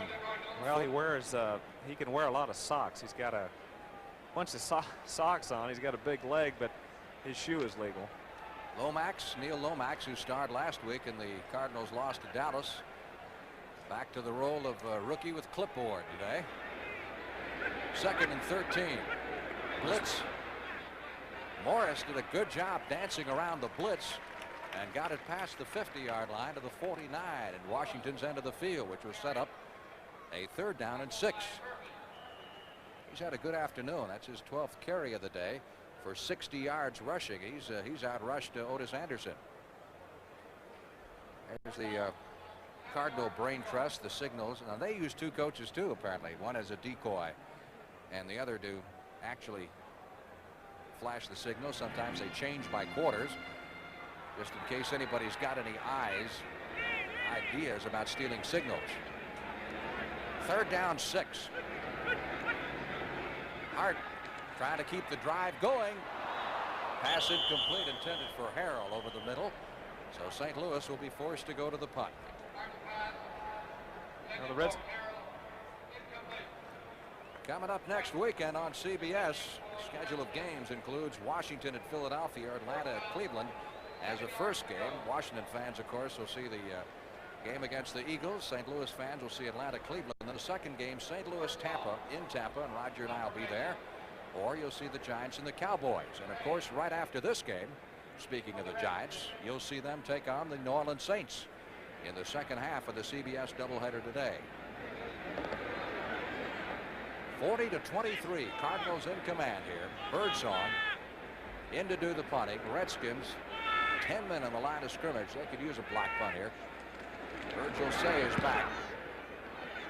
High end over end kick. Fair catch signaled by C, who goes down on one knee. In fact, both knees, to pull it down at the 13-yard line. So Joe Theismann comes back to direct the Washington attack. He's 15 out of 22 for 277 yards. Clean water, more precious to life than oil. But it too is becoming scarce because of man's pollution. But now there's something that's helping to clean water all over the world. A unique wastewater treatment system made possible by this special plastic developed by Phillips Petroleum. There are other energy sources besides oil, but there's no substitute for water. Caring for your car and more. That's performance from Phillips Petroleum. Saturday, catch the Love Bug on the premiere of Walt Disney, starring Dean Jones and Michelle Lee. It's freewheeling fun with the Love Bug on Walt Disney Saturday. Frank Lieber with Roger Staubach in St. Louis, and the Steelers are wiping the Jets out. That'll be the Jets' third straight loss and the Steelers' first victory. And Cleveland will have won its first. If this holds up, they lead Cincinnati in the fourth quarter. Our score 40-23. Cardinals over Redskins. Theismann somehow trying to get the Redskins back in the game. Pass complete to the tight end, number 88, Rick Walker, who caught the last touchdown throw. Now Theismann's had a good day, Frank. He's hit 15 of 23 for 16 of 23 now for 277 yards. A lot of it's been here in the last quarter, but in the early goings he was hitting most of his passes. They were moving the ball on offense, but again defensively they gave up a lot of big plays, and until late in the fourth quarter the offense pretty well stopped the second half. Of course, you put 23 points on the board, you figure you should be in the ball game, if not leading, with any kind of defense at all, but they haven't had that today. Pass incomplete over the middle. It was there, but Say couldn't hold on to it. The rookie, number 80. That was a good throw. Say just took his eye off the ball and dropped it. There's the figures on Joe Theismann. Probably throwing less and enjoying it more. Anytime you get up and throwing above 40 passes a game, chances are you are way behind in a football game. It's amazing that he has thrown 96 passes the first 2 weeks. And the Redskins, up until this game, been able to generate just 2 touchdowns in offense. Third down, 8 from the 14-yard line. Theismann throws this one into the ground. And we get a flag down. We're going to get Carl Allen, number 27, was messing around with Monk there, and I think the official saw him pulling on his jersey. And that, of course, will carry with it an automatic first down. See if we can pick it up on Monk. Defensive holding, 27, defense, first down. Well, I'd say I believe he was all over it. I think that was a good call. That's what you call messing around, huh? Final score, Falcons 3 in a row as they beat San Francisco 34-17. They get a test next week against Cleveland, and then the following week they get Philadelphia. On 1st and 10, Theismann, nice catch. Thompson at the 40-yard line. Ricky Thompson from Baylor University getting up a little slowly. He took a shot, but he hung on to the football. And the Redskins have a first down at their 41. Neil Lomax is warming up. So Jim Hart may be through for the day with this thing pretty much in command with 4 minutes and 45 seconds left to play. If you haven't seen Lomax, I think you've got a treat in store for you. He's got a good, strong arm. He's very impressive against Dallas last week. Made some typical rookie mistakes. But I think Roger will agree he's got a great future in the NFL. 1st and 10. Sideline throw by Theismann to Monk. Breaks a tackle, gets across the 50, and has another first down at the 48-yard line of the St. Louis Cardinals. I imagine, though, they'll give him all of those he wants here to keep the clock going. Well, they're playing loose. They're letting him have the short stuff, but Theismann's throwing the ball well. He's throwing the ball all day in some tight spots, and Monk, of course, has caught some passes that have been meaningful. One big one that was called back, but Monk is being double teamed by St. Louis, and it's a little bit tougher getting the ball to Monk than it would be to Thompson or Harmon. But Monk is really a fine big target to throw to. Bucks and the Bears, as you saw, tied at 14. 1st and 10. Redskins. Theismann pumps it once, goes long and beyond everyone. Intended for Warren, the tight end, down around the 10-yard line or so. You know, we mentioned Neil Lomax, and now you look at the Redskins sending in the signals. We mentioned Lomax. I'm curious to get your thoughts on him after watching him last week against Dallas. Well, he had all the signs of a great prospect. He does have a strong arm. He had an amazing amount of savvy for being in such a big game against a fine Dallas Cowboy football team. And until the second half, he was really had the Cardinals in the game almost all the way, making big plays. The pass to Roy Green, he had a couple of passes dropped that were critical passes, and overall he had 5 or 6 drops. So he had a good day, but he really showed he has a bright future. The heir apparent. They're calling him down St. Louis. Theismann down the sideline, intended for Monk, and a good play from Roger Worley, number 22, who got the left hand in there and knocked it down. Worley very much appreciated by this crowd, who are very sympathetic to him, and the fact that he has been benched now.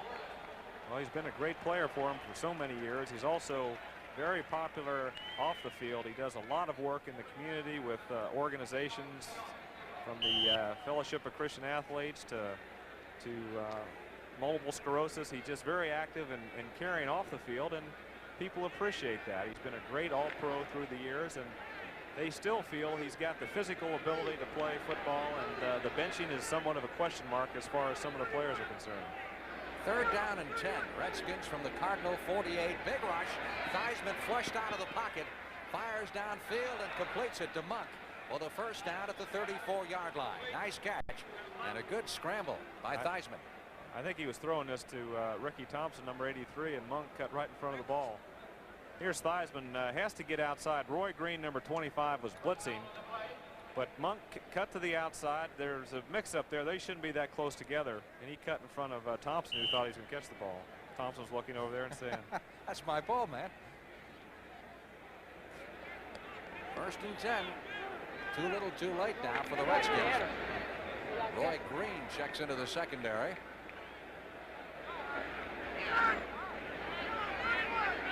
Washington from the St. Louis 33, 3:24 left in the game. Theismann rolling out of the pocket, throws it on the fly and out of bounds, as Thompson makes the grab at the 21 for another Washington first down. That was the same play to the other side. This time Monk hooked up and didn't go all the way to the sideline, and Thompson came back and caught the ball. 3 receptions today for Art Monk. One of those was a 79-yarder for a touchdown. But the Redskins offense, which was very impressive in the first half, certainly has quieted down considerably in the second half. 1 touchdown so far. We did not have any scoring in the 3rd period. 26-17. Metcalf, 20, 15. Metcalf down to the 10-yard line. And the Redskins get another first. Crowd reacting to Metcalf as he flipped the ball back to the official. Had something to say, one of the Cardinal players. 4th period score. Cleveland and Cincinnati with a field goal separating them as Terry Metcalf leads the game. Our score, the Cardinals 40 and the Redskins 23. It is a first down at the 11-yard line. Washington at least trying to make the score respectable. Theismann, incomplete. Thought for a moment that Carney had an interception. Boy, he just picked the pocket of the intended receiver, Warren, the tight end. Well, he's trying to hit Warren in that seam in there. It's a good place to hit a tight end down around the goal line. This time Carney was waiting outside and then cut in front of the ball. Good job by Carney. It'll be 2nd and 10 with the nose of the football just outside the 10-yard line. Monk wide to the right side. Thompson is split to the left.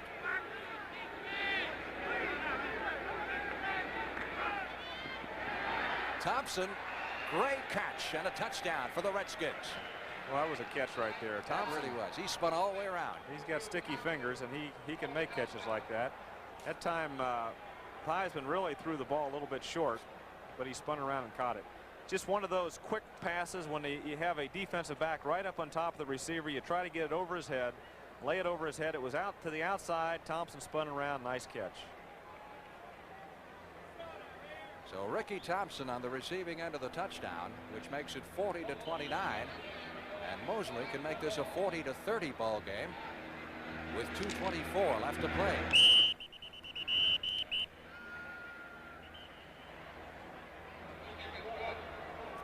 Timeout. here at Bush Memorial Stadium in St. Louis in a high-scoring NFL game. Cardinals lead it by 10.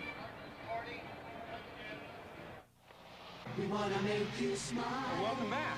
I see you brought a friend. My boss hasn't smiled the whole trip. I'm back. I think you'll like our beds. Big room. Everything all right? Just fine. Call me for dinner. In an hour. We made him smile. Come to Holiday Inn where your smile says we're #1 people pleasing. Hey, make a love light for the winning team, okay? You guys would do that for us?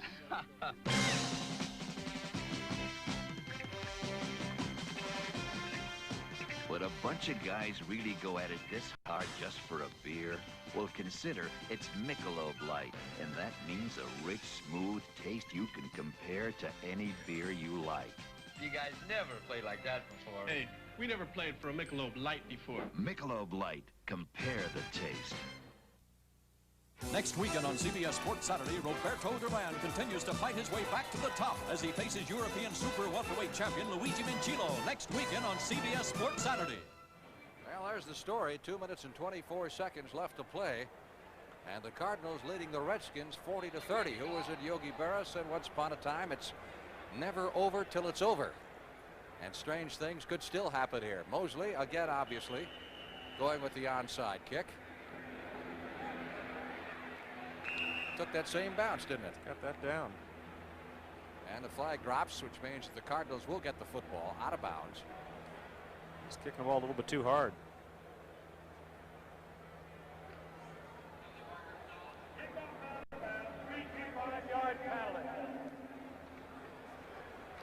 It goes out of bounds. I believe they bring it back. The last time they let it go because the defense touched it. The defense touched it. No, the receiver touched it. It's not defense. Well, We're on specialty teams, right?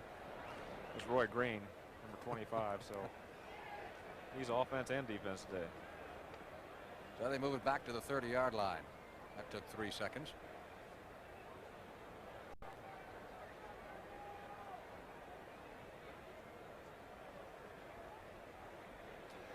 The Redskins have both a artificial turf and a grass surface to practice on at home.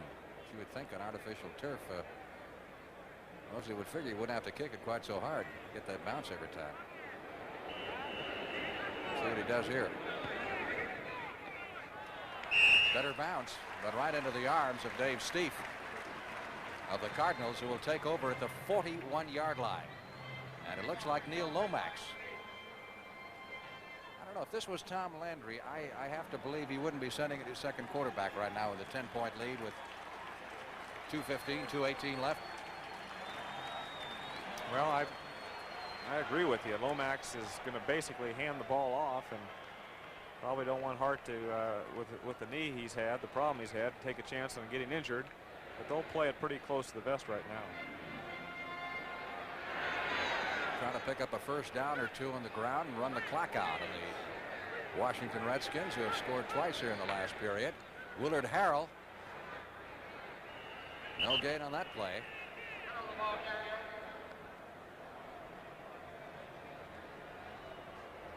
And the Redskins stop the clock here. 2 minutes and 13 seconds. That's their first time out of the second half.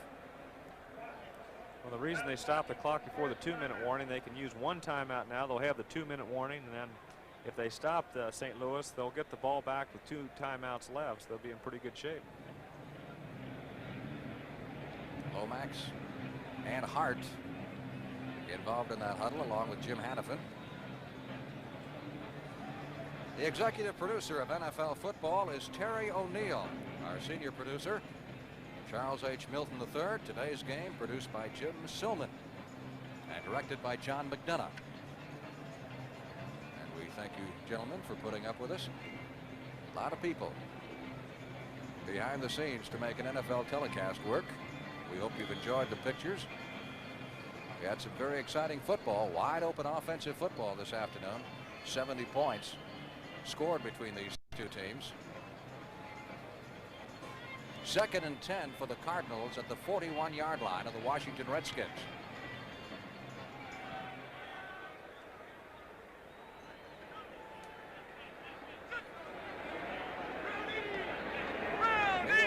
Hendricks at quarterback, the young rookie, giving to Harrell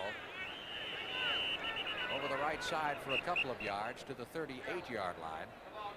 And again, the Redskins have stopped the clock using their second timeout with 2 minutes and 8 seconds. Things keep going. They'll be out of timeouts before we get to the 2-minute warning. One left. And Joe Gibbs and company will. I don't know why they took that one, Frank. I would have let it run down, because on third down you have that change of possession that'll stop the clock. So they could have had 2 timeouts left with just under 2 minutes. Now they'll have 1 left, and the 2-minute warning won't help them so much. Joe Gibbs doing a little pacing, wondering when, oh when my first NFL head coaching victory come. Doesn't look like this week, barring a miracle. Well, Miami has beaten the Houston Oilers down in the Dome 16-10. You know, Earl Campbell was hurt going into that game. I don't know if he played or not. So the Oilers suffer their first defeat of the year. Atlanta beat San Francisco 34-17. And Cleveland won its first today, beating Cincinnati by a margin of a field goal. Our score 40-13. Pittsburgh game is now final. It is 3rd down and 8 for the Cardinals at the Redskins 40-yard line. Harrell on his 3rd straight carry. Don't go out of bounds, says Jim Hannaford, because that stops the clock again. Of course, we got the markers down all over the place.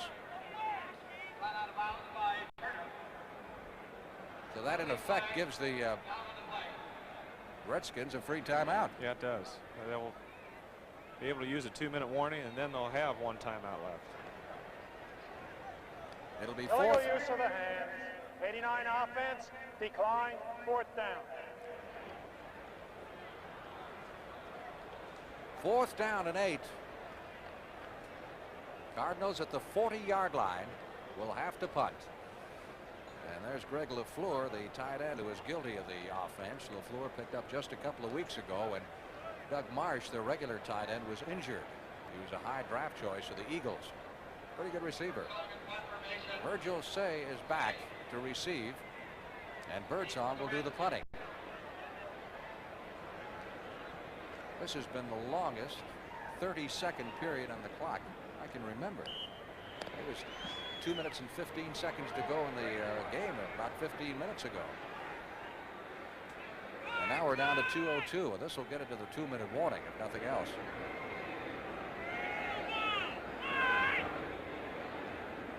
Redskins will get the ball with 1 timeout left. Big rush, the all-out rush to block it. He got it away and sends it on the fly into the end zone. That was close. So now comes the official 2-minute warning to the benches, with actually 1 minute and 56 seconds left to play in the game, and the St. Louis Cardinals leading the Washington Redskins 40-30. If you're torn between a sports car and a truck, have we got a surprise for you. Toyota's 2-seat sports machine. Bucket seats, full instrumentation, and a 5-speed overdrive transmission that delivers mileage you may not expect. What is it? The 1981 Toyota SR5 long bed. But you can call it the sports car of trucks. Oh, what a feeling. Sports truck! Toyota. Tell them what's going to happen tonight on CBS, Roger. Big night on CBS. 60 minutes, Archie Bunker's place, 1 day at a time. Alice, Mel is going to Las Vegas. He gets taken to the cleaners while he's out there. How about that? Jefferson's Trapper John, MD. Big night. If you make the plane, you get home in time to see it all. 1st and 10. Redskins with the football at the 20-yard line. 1 timeout left. They're down 10. And 1 minute 56 to go. Doesn't look nearly as impossible, though, as it did a few moments ago. It's been a strange 5 or 6 minutes. Cardinals have pretty well cashed in on defense, and the Redskins have scored 2 touchdowns, and 1 minute and 56 to go. Crazy play here and there, and the Redskins could conceivably pull this thing out. Take an unusual circumstance to do it. One timeout left. Joe Gibbs over there hoping for a big play on this series. They could get things moving with a big play and use that timeout. Then the onside kick would be their last hope. Big rush on Theismann, running back around his 5-yard line, delivers the football to Metcalf, who steps out of bounds at the 25-yard line after a pickup of 5 yards. There's the Redskins signaling system. Gibbs in the middle gives the coach the play. And he's going to signal it in. There it is. That means hurry up. Let's get moving, right? Minute and 49 seconds to go, and we're down 10. What you've got to do, Frank, is call 2 plays in the huddle. If they complete the first one inbounds, got to run up and get another one off. If it's a deep pass, run up and throw it out of bounds. I'd conserve that timeout. Figure everything will be geared toward the sideline here. Go deep over the middle and get something in the middle. Metcalf, again, no place to go and runs out of bounds. Good move on Metcalf's part that time. Carl Allen relaxed, and he should have pulled him down, made him use that timeout, but he relaxed and let Metcalf get out of bounds.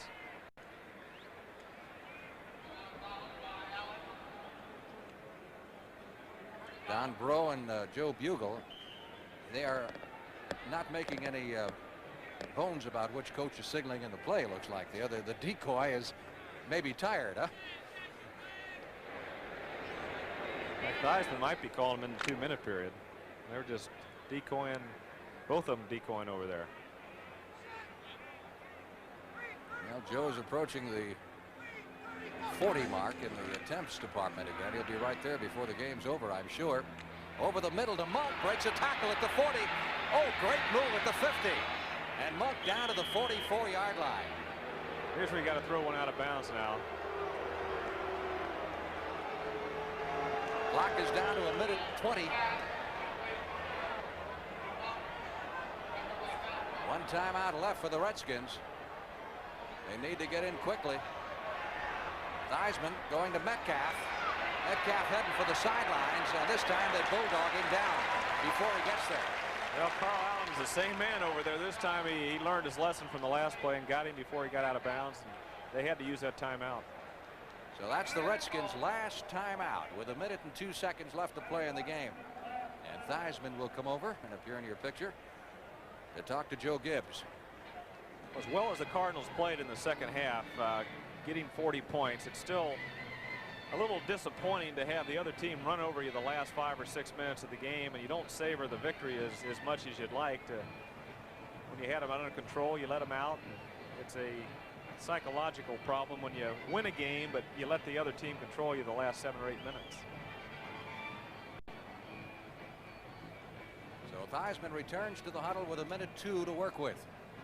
Let's turn into a rather warm afternoon now here at Bush Memorial Stadium. I detect Gibbs shaking his head a little bit, saying, what do I have to do? I get the offense shaped up and the defense collapses on me. The passing game's been excellent today for the Redskins, and the running game in the first quarter and a half was surpassed the season totals.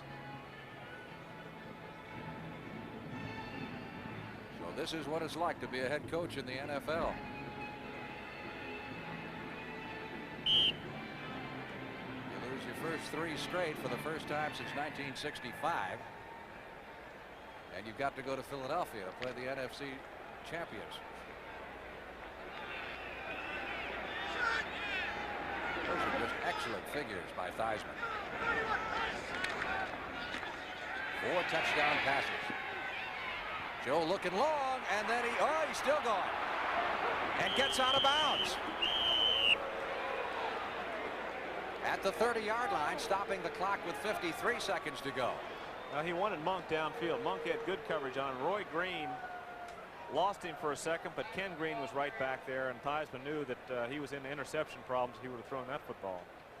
Here's the scramble play. It's a design play. He drops back, and he has people out to help him to the outside, and he gets hit right there. Number 67 for the Cardinals makes the hit, but Theismann gets away and does an excellent job. Bill Acker would like to have that tackle back. Not going to look too good in the films. Theismann Looking over the middle, and this is picked off, and that's going to be it. Roy Green.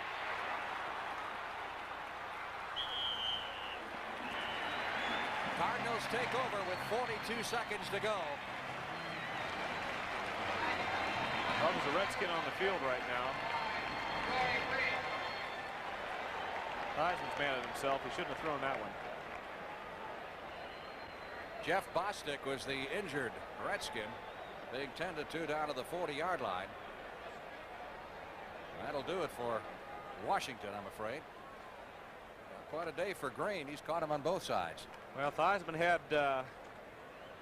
not a whole lot of time. He had some problems from Bill Acker that time, and he just threw it hoping there wouldn't be a defensive back there, but Roy Green was on the spot as he's been all day. So Green accepting congratulations of his mates. Bostic still being 10-2 down on the field. It's probably a record somewhere in the last few years anyway of a man catching a pass on defense and offense in the same game.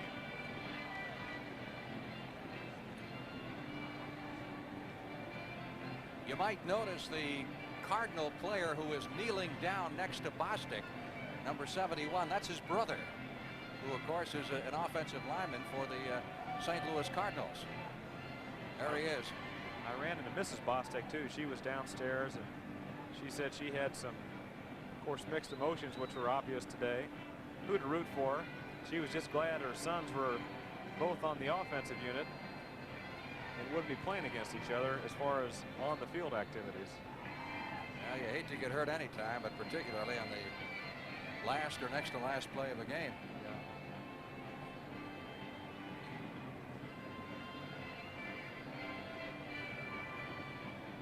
There's Joe Bostic of the Cardinals. And Jeff getting up very slowly.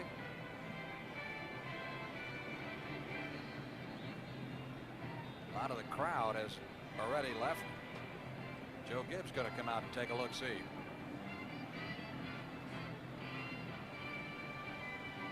Jeff is on his feet, requiring some assistance here. Minnesota has just kicked a field goal, gone in front of Detroit by a score of 26-24. Our score 40-30. All the Cardinals have to do is run a play, and that'll be it. That looked like a knee. That's not a pleasant sight right there, Frank. It's a knee, and it looks like it's pretty serious. Just doesn't have any strength in that knee right now. Redskins been through an awful lot of offensive linemen thus far this year. Boy, they miss Joe Washington too, don't they? They do. He's a great receiver for him, and also gives them a lot of speed out of that backfield. And with Wilbur Jackson coming around, they'll have some healthy running backs if they get Joe back that can move the football and catch it also. It impressed me so much about Washington, his great desire. That game we did against Dallas, 10 receptions, and then late in the game, in a very hot afternoon, running down Dennis Thurman, having to run about 90 yards to catch him on an interception. That's going to do it. Kansas City's coming back against San Diego. This one's over, as the Cardinals have their first victory of the year. And Jim Hannafin goes across the field to shake hands with his old friend Joe Gibbs. And I'm sure he'll say to Joe, maybe next week, huh? This is Frank Lieber for Roger Staubach from Busch Memorial Stadium. The final score, the Cardinals 40 and the Redskins 30. Coverage of the National Football League will continue after this word from your local station. Okay, we're going to go try. Why is television the way it is? Some answers from Hollywood and Madison Avenue when 60 Minutes unveils a brand new story.